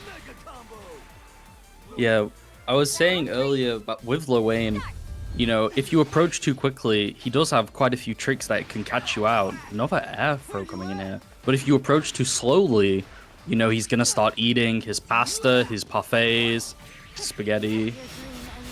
You know, it can build quite a big, you know, health lead. And get gauge for free. Yeah, and you were mentioning the cat bot, like, stuffing approaches too, but, like, if you're not approaching fast enough, those cat bots come down uncontested. Yeah. If it's the titty missiles, I think you just have to hold it. Yeah, so you do kind of have to stay on top of them, right? It's tough to find the proper pace. Okay, back throw, gonna get towards the corner. Here's Yggdrasil again. Save me, white woman. Seeing a lot of jumps, but does DeWoe know how to kind of punish those? Because if they're jumping everything, you can actually set up some pretty strong unblockable setups. Because that's the thing, right? That's kind of why HPA is coming out on top at the moment. It's like, Yggdrasil is a very, like, knowledge check super, but if you know, you can kind of avoid all damage, or at least all major hits. Whereas with HPA, like, even if you know, you still have to react to everything. And it can be quite a bit tougher. Well, it's like you were saying earlier with the bubs, right? It's not just a knowledge check, it's an execution check. Yeah, exactly. And you have to keep it up for like 10 seconds. The HPA is so long. Yo, ult at Setsuna combo. Gonna go all the way to the corner here, I like it.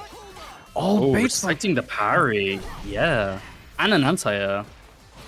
Yeah, finally, the hurt box not fucking over Gion. I'm coming out from Gion of their own. Nice, gets the 2M. This time the parry gonna hit. It is obviously an awkward thing to do, but you can spot dodge that on hit. That's so good at air throwing.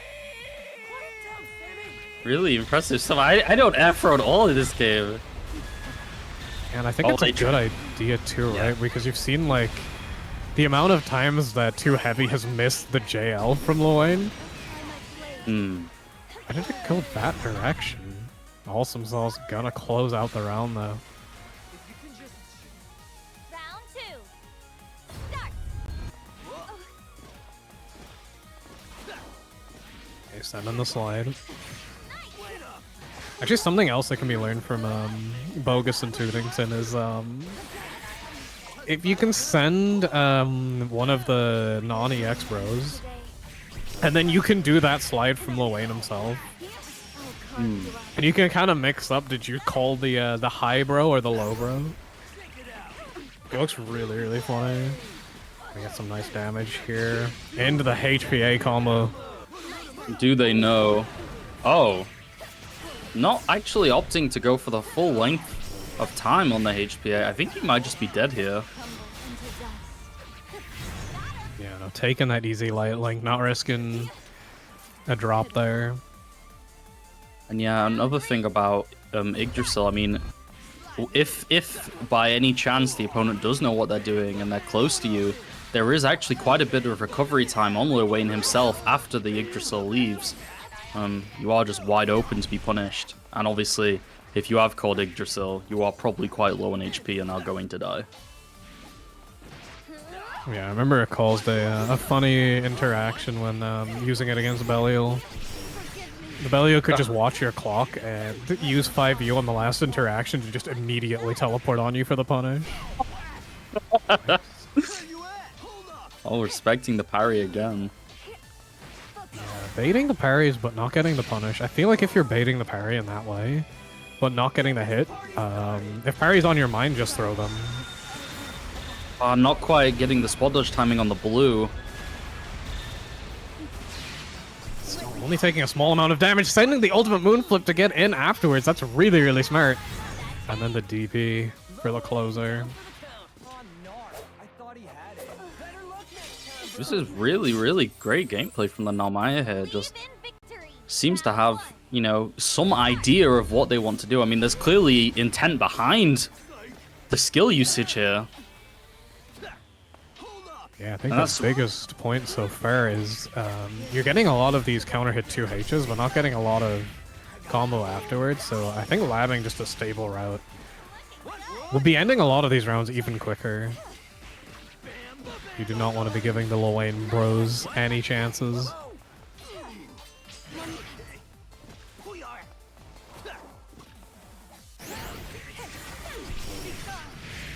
I think could have basketballed there.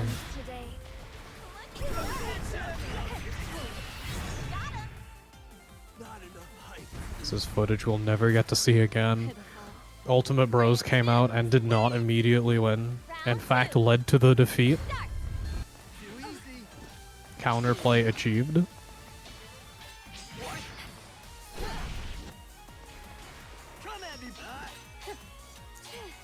There was again. 2H is not getting a big combo. But at least keeping them out of the sky, right? Yeah.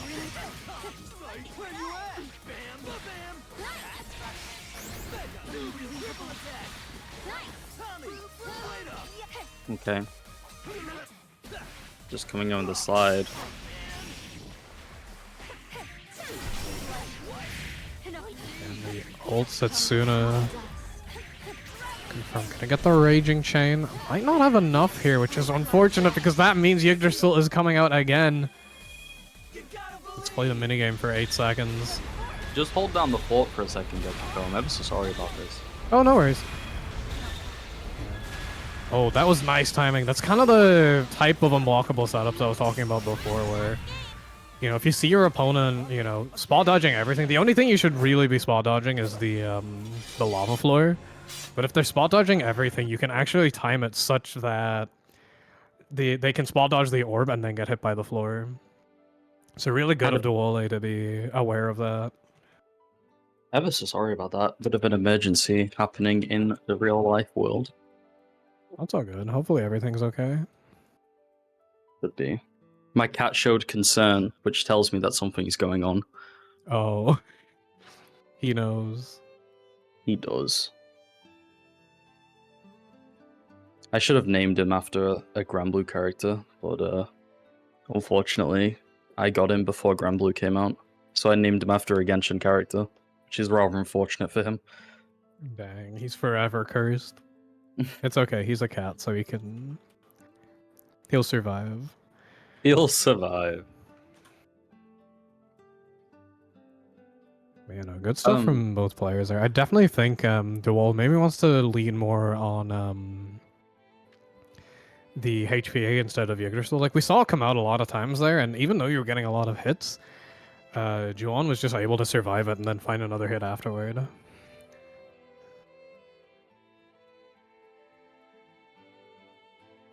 And then, of course, the Narmaya play was solid. A non-zero amount of El Setsuna, so that has to be marked against, unfortunately, but, you know. There was enough alt Setsuna and heavy Setsuna that I'm content. Yeah, I mean, the Narmaya gameplay looking really solid there. Nice to see people learning multiple characters, especially because, right, with multiple characters, like, for me, I didn't know how to combo off of a fireball. Like, you know how Beatrix combo has, like, the fireball into the SBA? I dropped that for, like, multiple hours because my main doesn't have a fireball, so I never knew how to play around them. So I think learning different characters allows you to learn skills that you otherwise might not have learned if you just play one. So yeah, and it's a thing too of like, if you're struggling against a character consistently, it can be worth it to just kind of like learn them for a week or two, right? Because you can see what's giving you trouble when you're playing them, and then like apply that to when you're playing your main against them too. It gives you a better like wealth of knowledge to approach situations with. sure. Charlotte is not the fireball. It's not how this works. I think it having no hurt box would be pretty funny.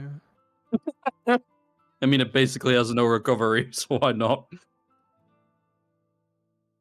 Okay. The round 5 streamed matches are in. Now we're just waiting for our next set of beginner bracketeers to arrive. Yeah, we're gonna get Ryun versus Lumi. I wonder, are we gonna see them try the Kagger again? I love that it's just known as Kaggers. Yeah, Kagger's 1 and Kagger's 2. It's the same guy.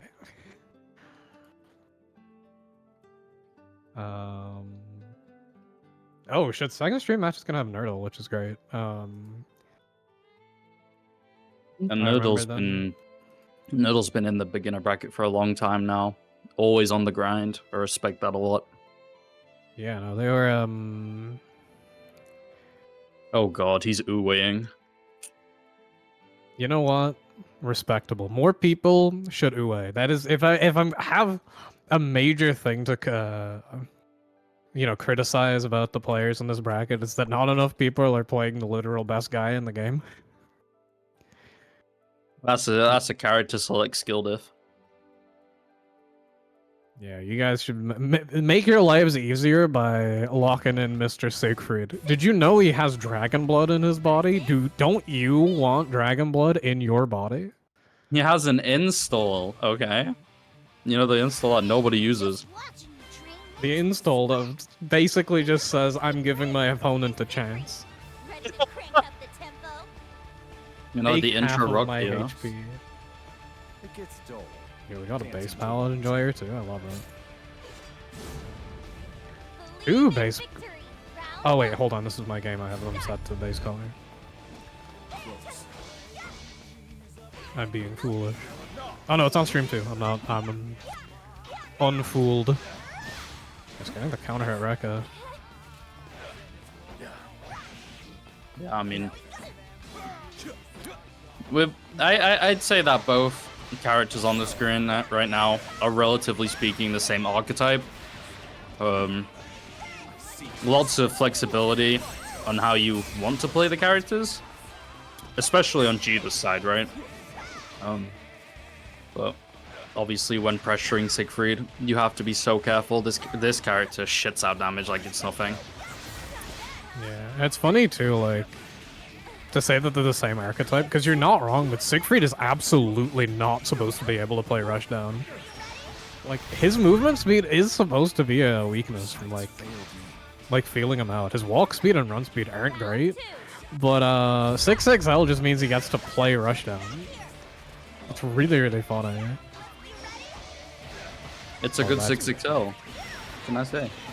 It's a pretty good button universally. Oh, it's a big counter hit. Crouch confirm 2 misses the link afterwards. It is a tough one. Yeah, it's like near enough frame perfect. But good that they're trying to go for it. You're gonna see our second basketball of the day. This one going to kill. I know when I Sending it all the way. And that's gonna be game 1 for Rune. But I'm gonna keep training. Main thing so far to talk about is we've seen like a couple of like fire heavies come out from Rune with nothing behind them. This is something we were talking about earlier. Like, if you're pressing a button like that, especially a heavy button, you need to be pressing it with intent. So you want to try and buffer the specials behind it. So like, do the motion and then only press the heavy button if the move actually connects. So you'll get the you know, heavy Rekka on hit and nothing on block. Also, not seeing a lot of stance representation from the Siegfried. Yeah, no Orkan, which means no Ue. Move is quite something. We are seeing a nice amount of slams. It is going to be enforcing chip damage quite a bit. Just holding that corner down now. Chip is on the way. Oh, but the super coming through the fireball still. The enhanced vision too. Yeah, giving it the SSVA properties. That throw gonna deal a big chunk of damage. The spot dodge, yeah, though. So Rune had to make that comeback without blocking a DP, which is incredibly difficult to do against Siegfried. His EX DP is so hard to spot dodge correctly. And unfortunately, tripping up at the last second there.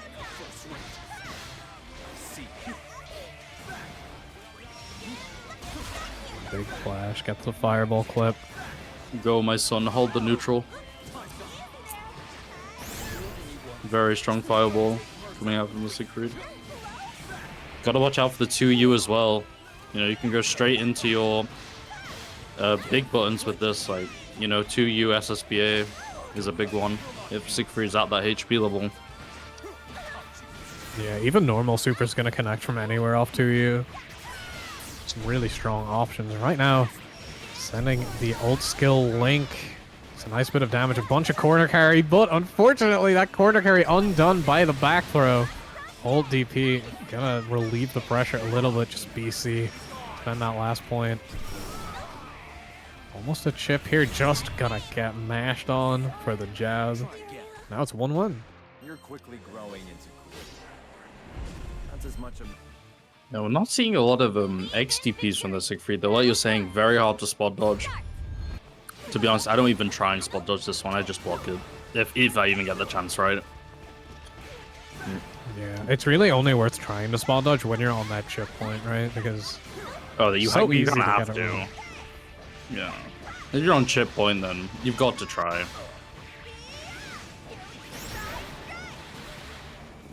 Oh, I think a little bit more combo to go there. I think could have ended on super. I'm gonna send the ult DP. Save jump, just BC to keep the corner.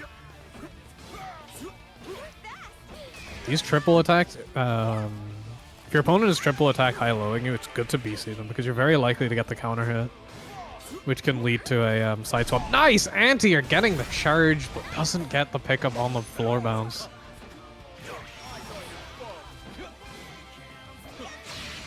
Oh, miss A big spot dodge.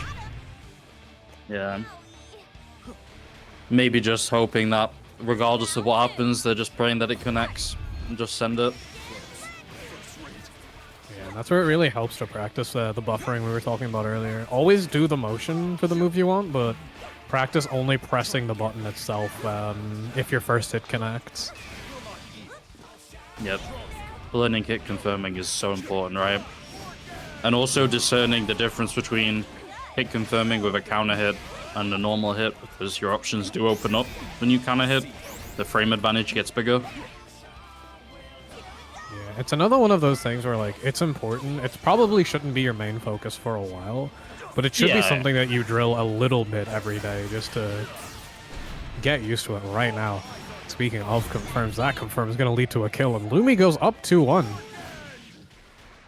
You're quickly growing Was into looking a little bit lost in game 1, but really has found their footing in the last 2 games. Victory. Round 1. Start. Get ready. Use these triple attacks again. Finds the 2M poke to get out, but still kind of just trapped here. Nice, gets the throw. That's going to relieve a lot of the pressure. There's that ulti, the heavy DP at last.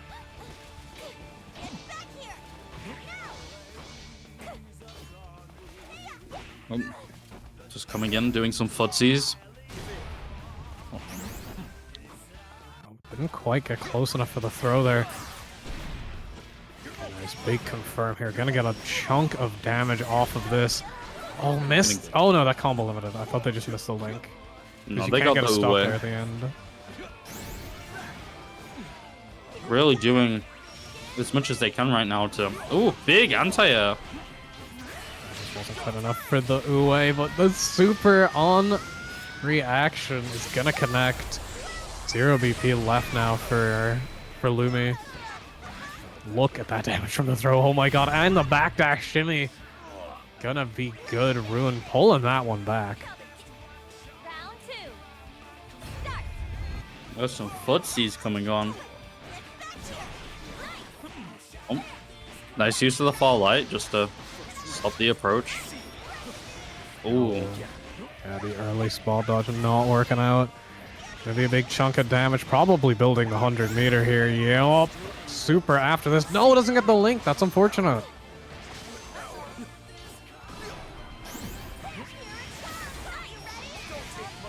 Went for the crouch only combo again. It's a toughie, so I respect them for going for it. And, you know, tournament settings like this where it's not like massive high stakes, but you know, the tournament nerves still exist, I think. So, Believe in victory. you know, getting yourself used to going for combos like that in this situation can be good. It's gonna go to 2-2 now. Oh, an attempt was made with the anti-air.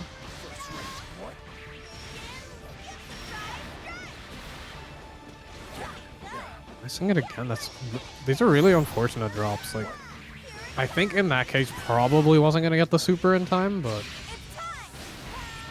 gonna cash it out this time.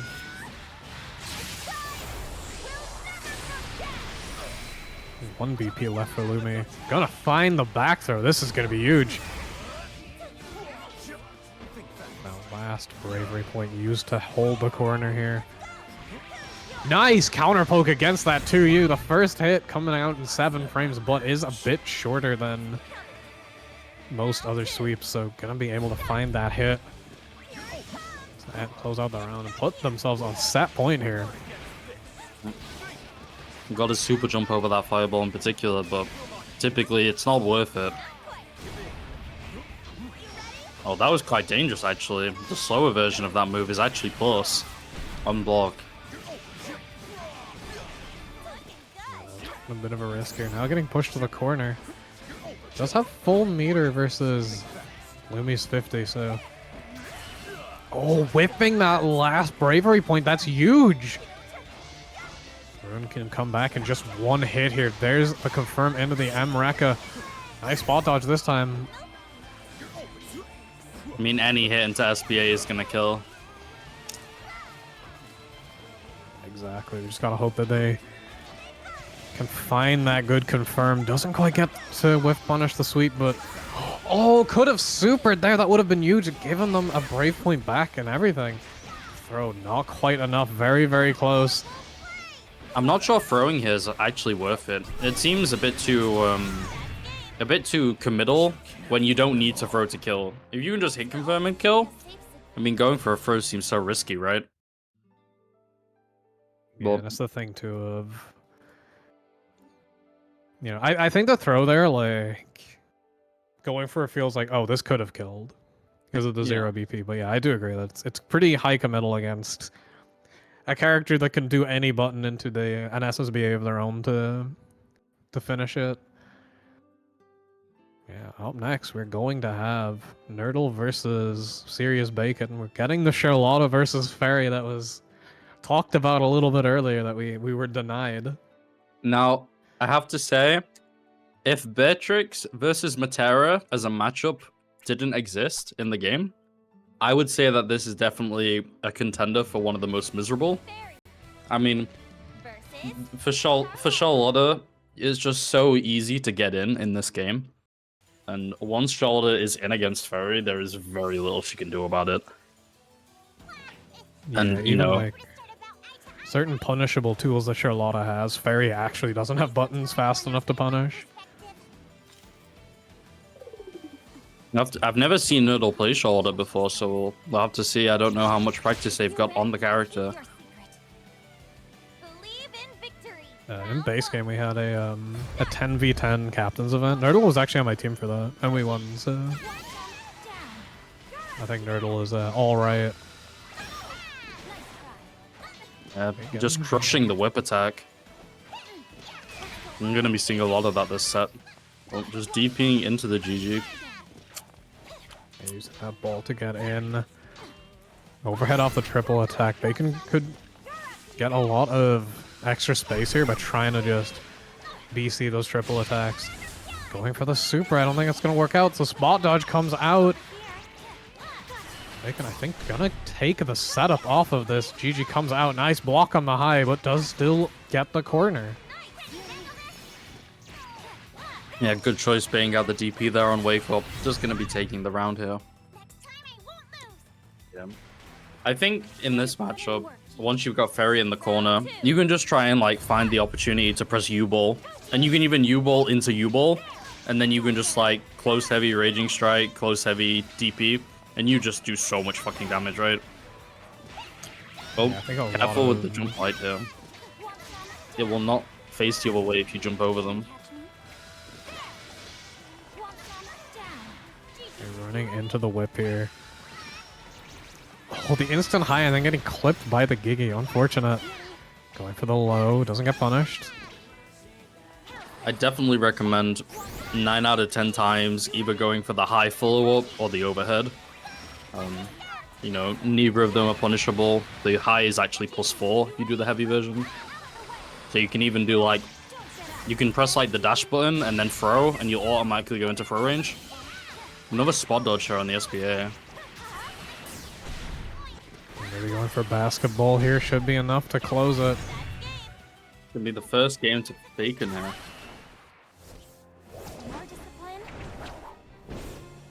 So far, it's just looking like Nerdle not patient enough in the matchup.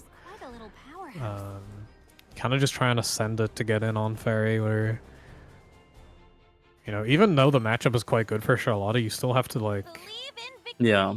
you have to play the pace correctly, which can be quite tough if you're not familiar with fighting the character. She is pretty rare in this game. Great options here. I want to see more aerial jump-ins from Nerdle. You know, it's not the end of the world if Fairy presses Beppo. And then once it's on cooldown, you just go in again and she's going to have a really hard time dealing with you. Not quite in range with the 214H, so it's going to whiff. Well, just running into the GG, you got to be careful. Yeah, that getting picked up right away by the ultimate whip. Big damage difference here. We're not seeing enough ultimate skills from Nerdle right now, I think. You mentioned the ult ball already, but... Ult ball is amazing, especially just because if Sirius presses any whip normal and you ult ball, you're gonna crush them. You're gonna be in their face. You can ult ball again if they're close to the corner. Unfortunately, just lands onto the GG there. But yeah, it's like you say, it might be a favorable matchup, but you've still got to play the pace correctly. Fairy is still a zoner, quote unquote. Neither of these characters super popular in this game, but I definitely think, you know, Sirius will have more opportunities to play the matchup than Nerdle does. So maybe just not familiar with the pace this has to be played at. Finds the DP.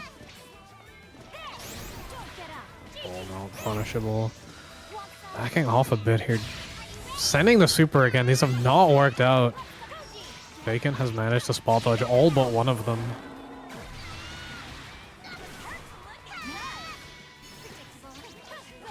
Doesn't get the punish on that DP.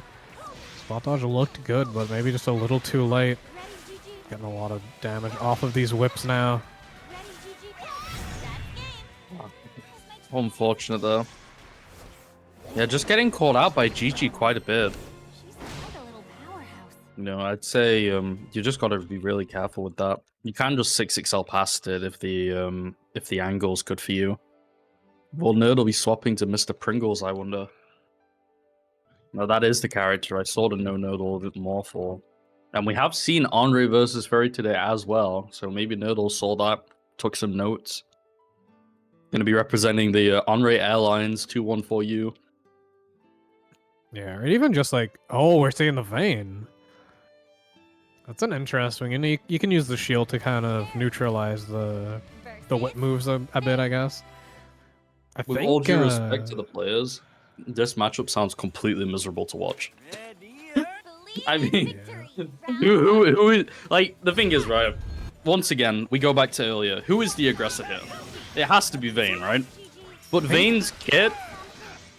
Sorry, go on. I think it might genuinely be Ferry that has to play the aggro here. I think if Nerdle plays it right, he can just chill behind shield quite a bit. Unless Gigi can run under it. I don't know if Gigi can do that. Right now, though, we are seeing it go very, very in favor of Sirius. Gets that overhead. Again, the super not looking good here. The spot dodge coming out. Not quite getting the kill, unfortunately. And yeah, the carrot wheel gonna take it perfect. You're quite Yeah, it's looking like you're right. This is a little miserable for poor old Vayne right now. Oh, cross it. That's unfortunate. Unfortunately, you know, the system mechanics don't necessarily favor Vayne and the way he wants to play the game. But he's still cool, and I'm glad people play him. August past. Pack bros, trust. I believe. If Vayne's top 1, I'll allow it. It would be such a different game. I kind of hope it happens because it'd be very interesting. Well, I mean, I hope he becomes top 1 for reasons other than, I don't know, they make his 6XL teleport full screen. Surely Vayne can kill here, right? Oh, not quite. I think I would have yes with just a little different routing. Gonna eat this ult whip. Look at how much damage that did. Now you're locked into the Gigi. You're gonna end up on chip off. This tried to respond to the old Gigi, but just gonna get tagged instead. It's gonna be 3-0 to Serious Bacon. Yeah, looking really good today. Like I said before we started, you know, we had a break last week, and we're back, and you know, it seems like time's really done wonders for them. Really, really impressive stuff today. But yeah, maybe Nerdle just needs a bit more matchup experience with the Ferry. It kind of felt like they felt a bit lost on their approach. And like you say, you got to play the pacing, right? It's still Ferry, it's still a Zona.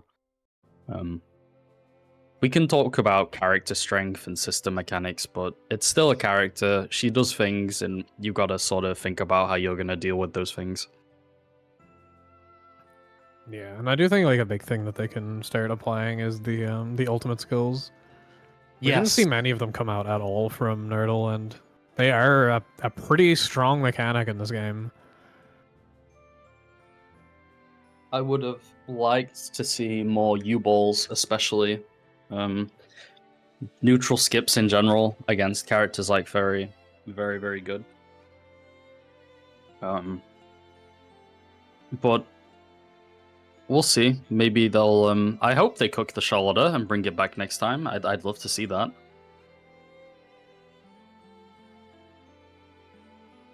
Yeah, no, it's always good to see people keeping the grind up. This challenge broken again. Less neutral skips, please.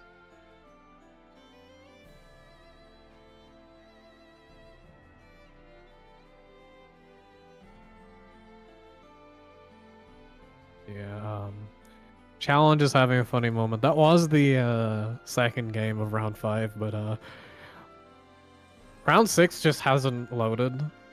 Round 5 arranged itself into some form of summoning circle. I saw that it looked very good.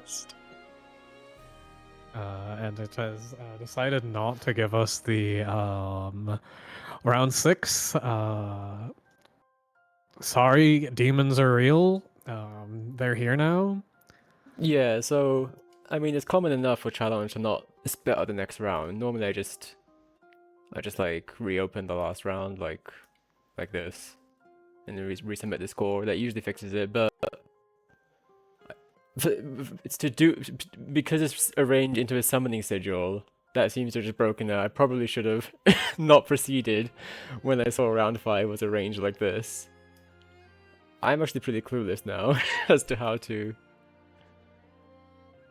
I mean, Vilcus is at the center of the circle, so I think Vilcus did something. But yeah. Yeah. Vilcus is and Lorraine's fault for this one, fellas. We are trapped in the Great Seal. I don't actually know what to do at this point, I'll be honest. I mean, can't we just like suss out what the matchups are gonna be ourselves? How would you go about doing that?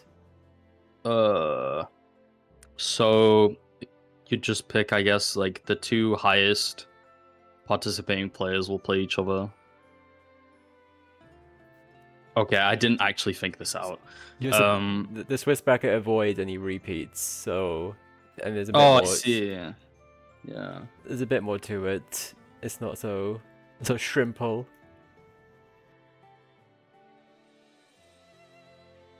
I mean, yeah, you could always do like a wheel picker.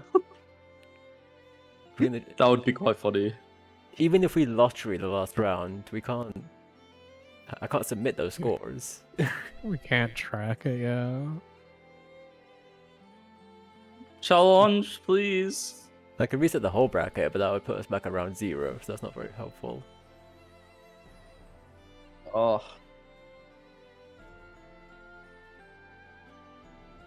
Delete bracket. Remove the seal. It's okay, I've got the football on my second monitor.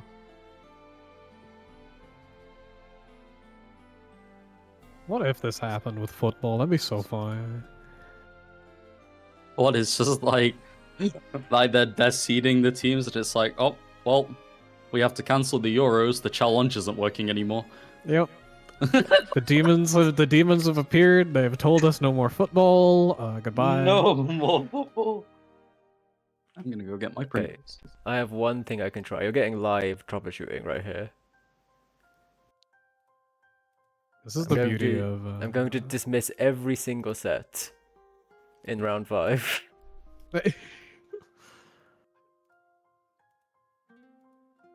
And oh, that one doesn't want to reset. What's up there?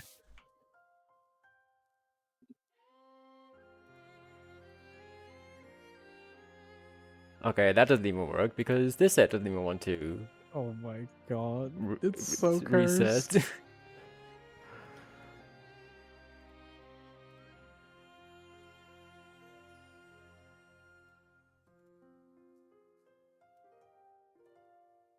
What? I closed it and then it went over to a different set. Did one of you guys do that? I don't have admin privileges. What the fuck I is mean, going the on? players can Oh. self-report. Okay, now at this point, if I reopen round 4, that usually refreshes the next round when I open the previous round and submit it again.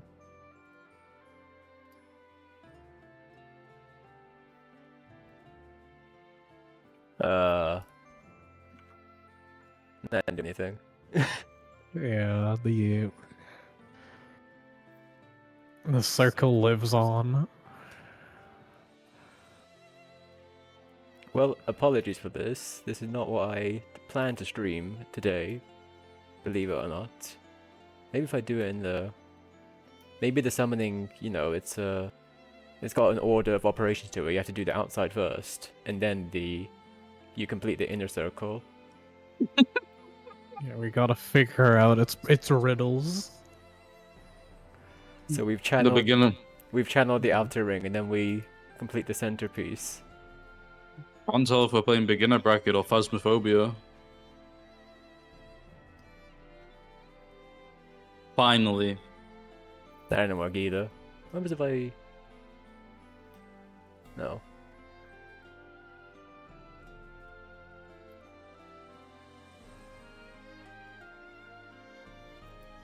Matches pending. Yes, they are pending. I am very much pending. Okay, we'll reconvene in 24 hours. And we'll...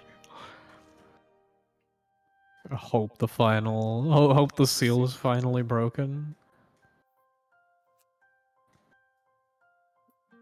Well, Even for starting it isn't working. What the fuck? it's proper fucked.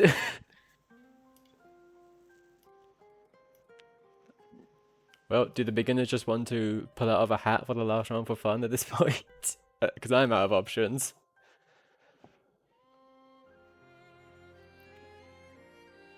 Let's see here. Put me and Resco on. Just you and Resco?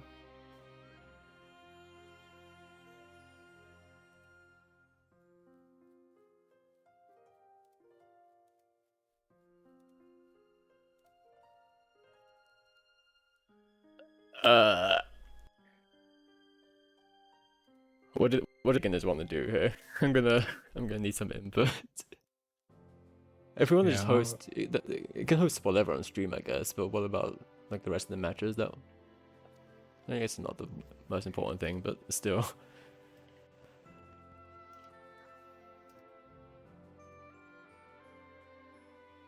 Yeah, it's a little awkward. Like, it's hard to know who fights who here because it's like it tries to avoid repeats, right? Have to go through and mark down every. Yeah, it's gonna just take way too long, right? And challenge will probably fix itself by then. There's probably a way. I wouldn't know how. If I was smarter, maybe I'd know like the exact formats of how like who gets matched with who and be able to like go through the work to figure it out. But I'm not smart enough for that. And we do have the... Okay. Either I will give you guys two options, my beginners.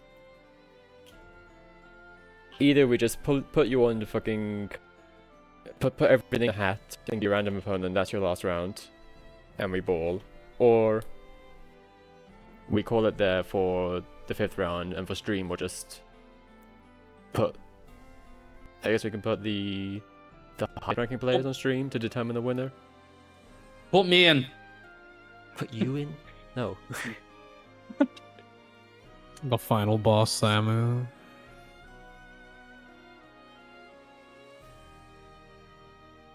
They want to fight you. Okay, well, I guess this is what we're doing. The special exhibition match. Alright, one of our... I mean, technically Ruin here is the highest ranking with two tiebreakers. So Ruin, are you on stream? Are you listening? Are you here? Is he? Okay, would you like to fight Samu as our alternative, the final round to this beginner bracket?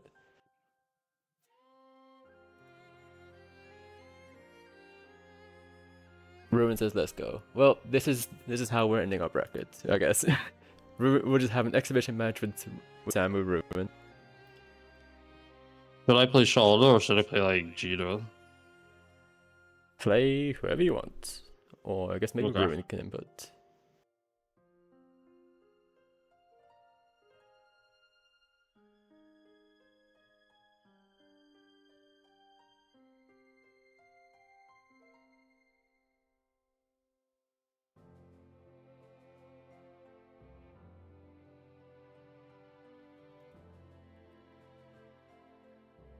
Okay.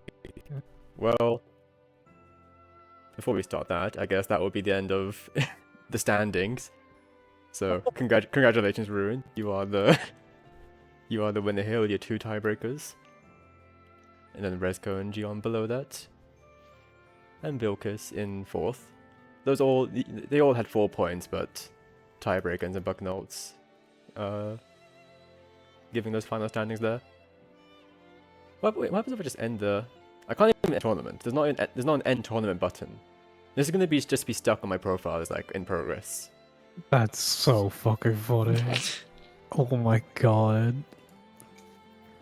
Is there The Great Seal is upon us. I want all the commentary on Ryun. It's okay. Do I have to commentate while I play? Yes, absolutely. Okay.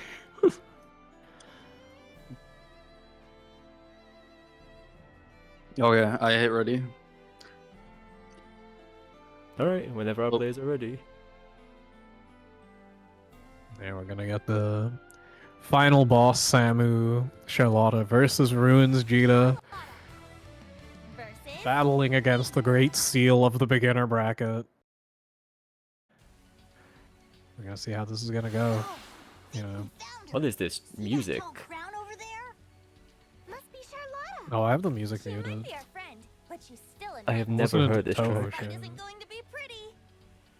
You're just listening to Toad music in the background? Like what? Yeah, yeah. Shrink from a challenge, even if it means facing you, Gina. It's a long bracket. I can't listen to the in-game music that long. I'll go crazy. Start. It's stuffing out the demon flip immediately, so Rune getting the corner, jumping in back into the corner though. That's a really, really bad spot to be in. Okay, Samu demon flipping back in, but it's Charlotta up forward pressed. This is actually like something for the Charlottas in bracket today. Not enough up forwarding, honestly. Frame up again, the up forward being uncontested. Doesn't get out of the corner with it this time. Bit of a wiggle. Alright, what is up, gamers? I will help out Samu since he's in the match. Yo, we got more gamers. Okay, nice cross under ball. This is one of those block button setups that where it's like, it's a-okay for them to get, I think it's fine getting hit by them once, right? Because like, you do have this powerful option that blocks left-right, but it's kind of like, you're not going to be doing it at all times. So, getting hit by those setups one time and then knowing to be ready again is good. Is that for Charlotta, is it? Yeah, yeah, it was an under... Samu balled under Ruin. Yeah, yeah. I think, yeah, the main thing that I remember is, like, yeah, mostly just crouching the grabs, because Samu especially loves going for those demon flip grabs. He's a connoisseur. Yeah, you know, it's hard to deny the serotonin of massive reward. True. It's like me in Paradise Lost. It's like a drug. It doesn't matter if it's bad. You just have to do it. It just activates the neurons. Yeah. That's what it's all about. Yep. So we're getting a nice hit in here. The meaty Raging Strike working out, taking away those 2 BP. Those can be quite, like, difficult to be ready for. Oh, wasn't ready for the pickup. Yeah, exactly, yeah. It's like, well, when your mental stack is so full with, like, oh, you have to think about jumps, like, the meaties and whatever, sometimes you just get hit by the raw Raging Strike, and, yeah. Even the best players sometimes get hit by them, so, yeah, don't feel too bad. Yeah, especially in those meaty setups. Samu just finally cracking through Rune's defense. Yeah. This is something, like... Round 2. I think it's good for the beginners to keep an eye on. Like, keep an eye on, like, Samu's pressure here. Yeah. Very, very rarely is he committing to triple attack. Yeah. We're seeing That's a lot of- definitely there's something I want to say as an intermediate. Like, doing just raw triple attack is just, it gives you nothing. Like, you're minus, you got no pressure. It's like, maybe sometimes you do like either the low ender or the overhead ender just to kind of annoy them a bit, but for the most part you just want to do like close lights and plus unblock stuff to keep your turn kind of deal. Also, that was insane. Samu getting the demon flip throw to punish the whiffed grab.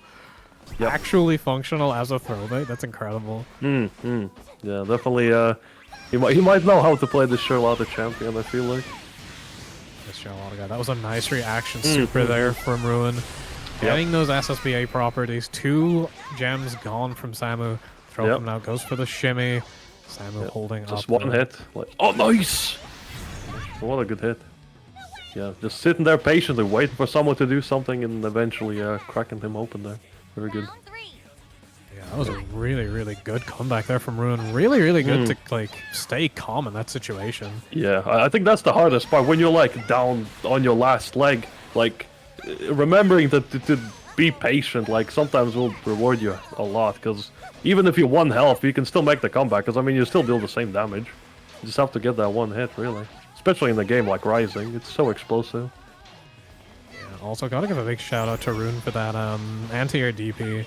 Samu's been getting away with a lot of jumps, so seeing those DPs start to come in is really, really great. Yep. Yeah, it's especially important against characters like Charlotte. They really like abusing the jumps, and if you don't check them, then they'll just do it for free, and it'll make your life really, really hard. She can be a difficult character to anti-air too. Nice jump shimmy from Samu. Gonna close the round out here. Gonna go up to... My god, let's go. Yep. Yeah, 2-0 so far, but yeah, like, Rune's like, actually fighting pretty well, like, keeping up with Samu. Believe in victory. Making those comebacks in there. Always gonna be happy to take a game in a situation like this. Yeah, exactly. Yeah, even if you lose, like, if you, like, get the round or something, you gotta be proud of yourself. It means that you're doing something right. Have you noticed too that Rune's pressure has actually changed in this game? In their earlier games, they were committing a lot to triple attacks, but now it's like... Yeah, I definitely found that when I was fighting them, yeah. They're definitely kind of being more respectful, like hitting those close mediums more or less of the triple attacks, as you say. Oh my god, that killed. Yeah, I think Summer was right. This Charlotte deals a ton of damage.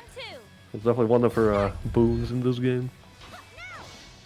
Yeah, just some very, very consistent routes, especially in the corner. Yep. Oh, nice, good catch. Actually stuffing out the 6-6 Elway with the close out. Yeah, this is where you want to be, in the corner. Especially as Jita. It can be quite tricky to get out. Nice! Yeah, this, speaking of big damage, this could be huge. Raging Strike gonna go into the super as well. Misses the link, losing the point and not getting... This is so bad. You want to get the momentum back, yeah. Beating in a situation like this is not bad to get your opponent back into the corner, because don't want to let Samu out. And I like that, using the 2 ult fireballs to set Samu to chip point. Gonna get the chip. I didn't even know Raging Strikes did chip damage. The more you know, Gekiko, the more you know, like... Oh my gosh, like... Yeah, I can start using that when I can start using that when I fuck up my near setups. True. I mean, yeah, so sometimes when you want to BC, you get the Raging Strike, and then you can say, like, all planned. Oh, nice. Nice meaty there, hit. Catches on the wake up there. I think instead of doing the second hit of triple attack there, use light fireball. It's a very similar situation and a slight bit more damage and meter gain. The perfect coming out for Rune. Gonna take a game back. Ooh, okay. Rune's actually adapting. Okay. This is getting more interesting. Rune's actually gaming. It's a lot closer than I expected, actually. Like, I think the patience that Rune is showing is definitely helping a ton. And doing those couple of delayed attacks, like, really helping out as well. Oh, nice. Delayed heavy there.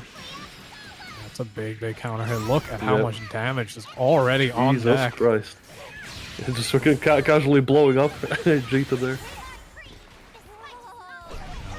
Waiting out the jump shimmy. That was so good from Rune. Gonna get that Link ult skill as well. Hard knockdown. So much corner carry. Gets the close heavy as well. Really on top of the offense right now. Misses the combo, but still commits the Raging Strike. Samu gonna get the kill. Yep. Oh, so unfortunate. So close. So close to victory. Oh. Fortunate. Samu on the set point here now. Yep. Oh, nice DP. Getting out of the corner. Ooh, gets checked by the third hit. Oh, got that crumple stay, but doesn't get the combo afterwards. Not sure if that's a spacing thing. Yeah. Oh, it doesn't pick up there. Fortunate. Yeah, one of the 6-6H, but just got a short dash into heavy. Okay, yeah, some stagger pressure, yeah. Now finally calls out the stagger there and catches Samu.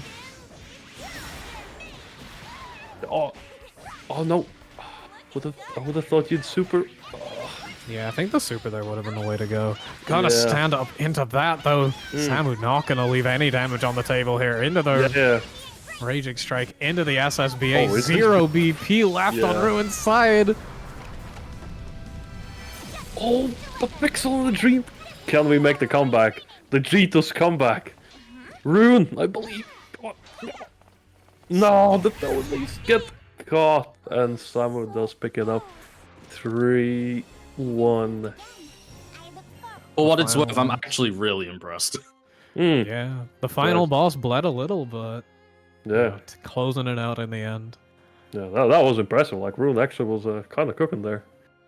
Starting to get the rhythm. Really well played. And, good, Yeah, good to see Samu in the bracket once again. Been a while. Are we actually on the 20th beginner bracket? Holy shit.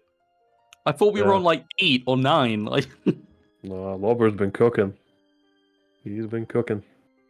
Yeah, the special ra- treat the- on this 20th bracket is John Challenge incurring his wrath upon me. Yeah, apparently, making a summoning circle around my and Docu's or match. So I don't know what happened there, but you I know. legit can't end the bracket by that. I can go even if I go here and set the rounds to 5.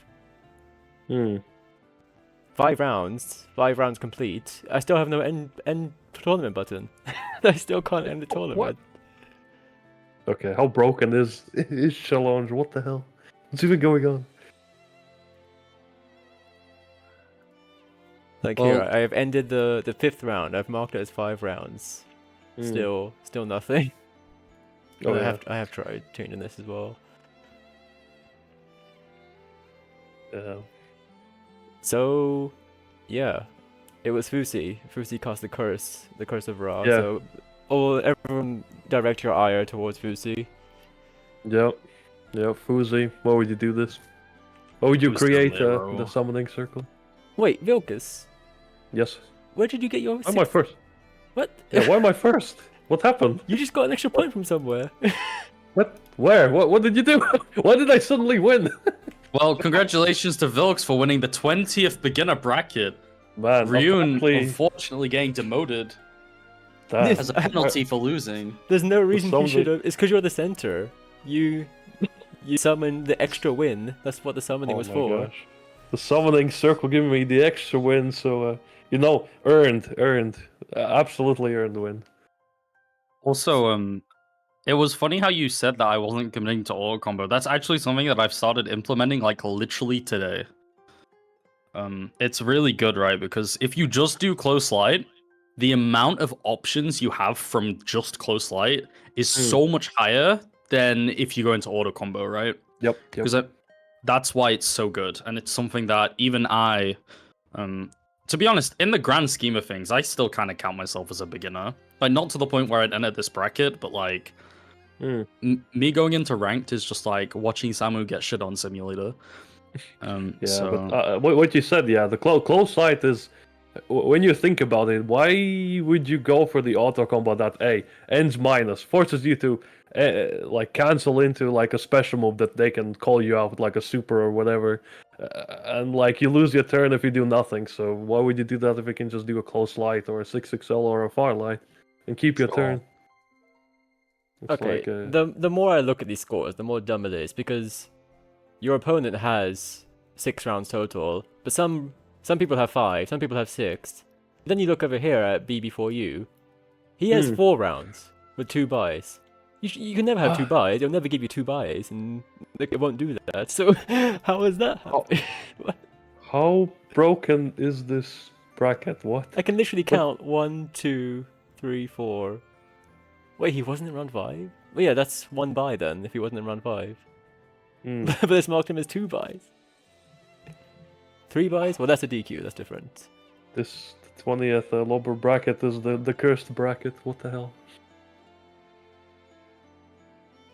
Yeah, I don't know. Well, Whoa, by whoa. John Challenge's decree, you have won, Vilkas. Woohoo! I won by Don't do something. Ryun like that. Don't do Ryun like that.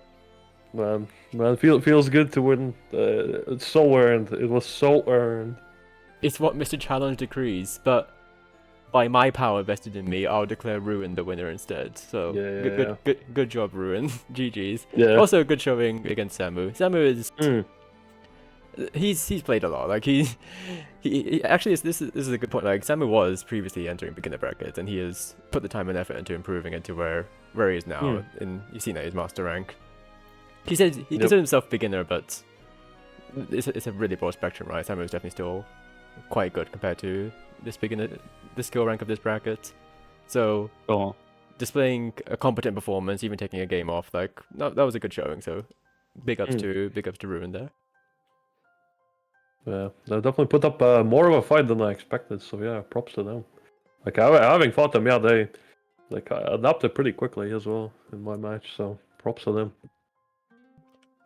But yeah, apologies for the scuffed bracket. I did try my hardest to rectify it, but a challenge can be challenged sometimes. But yeah, challenge can be challenging. I guess we'll conclude our bracket. I'm gonna quickly search for someone to raid. I believe Swampin. We'll see if he's still alive. Yeah, Swampin, I think just Swampin just hopped hopped off. off. GG. Oh no. I mean, there's Vittori. It looks like he's still playing. Vittori's been streaming a while. Is he really still playing? Okay. Or Desily, I can see is streaming as well. I'll send you guys over to Vittori. Vittori done with GBVSR. God, GG's. Vittori's done with no. Okay, Desily, I don't know, maybe. I can't see anybody else. Oh, is Desily streaming? I don't see Desily stream. Oh no, it's Melty Blood, never mind. Oopsie. We'll raid him anyway. Yeah, fuck it, he's still a Grand Blue guy. Yeah, exactly. Melty Blood, Gramble, I mean close enough. They're both animated, you know. Close enough. Send them to BBC player footies on what? Oh yeah. Send them to BBC. Yeah. We got football to watch, boys. No, it's half time right now. It's half time right now. Gotta watch the England match. Okay, whatever. We'll send you. It's coming home, I believe. Yeah, it's coming home like it's coming home. Shoutouts to Resco. I don't know. I got asked to say that, so shoutouts. All right. Well, thanks for sticking for us with this in these scuff times. We'll send you guys over to Destiny now. If you guys have nothing more to add, I've been your host, Lobsters. Yep, I've been Volkies in the last. Oh, sorry. Me, Gekiko. Good night. Me, Samu. Take care, everyone. It's Volkies in the last 5 minutes. Bye bye.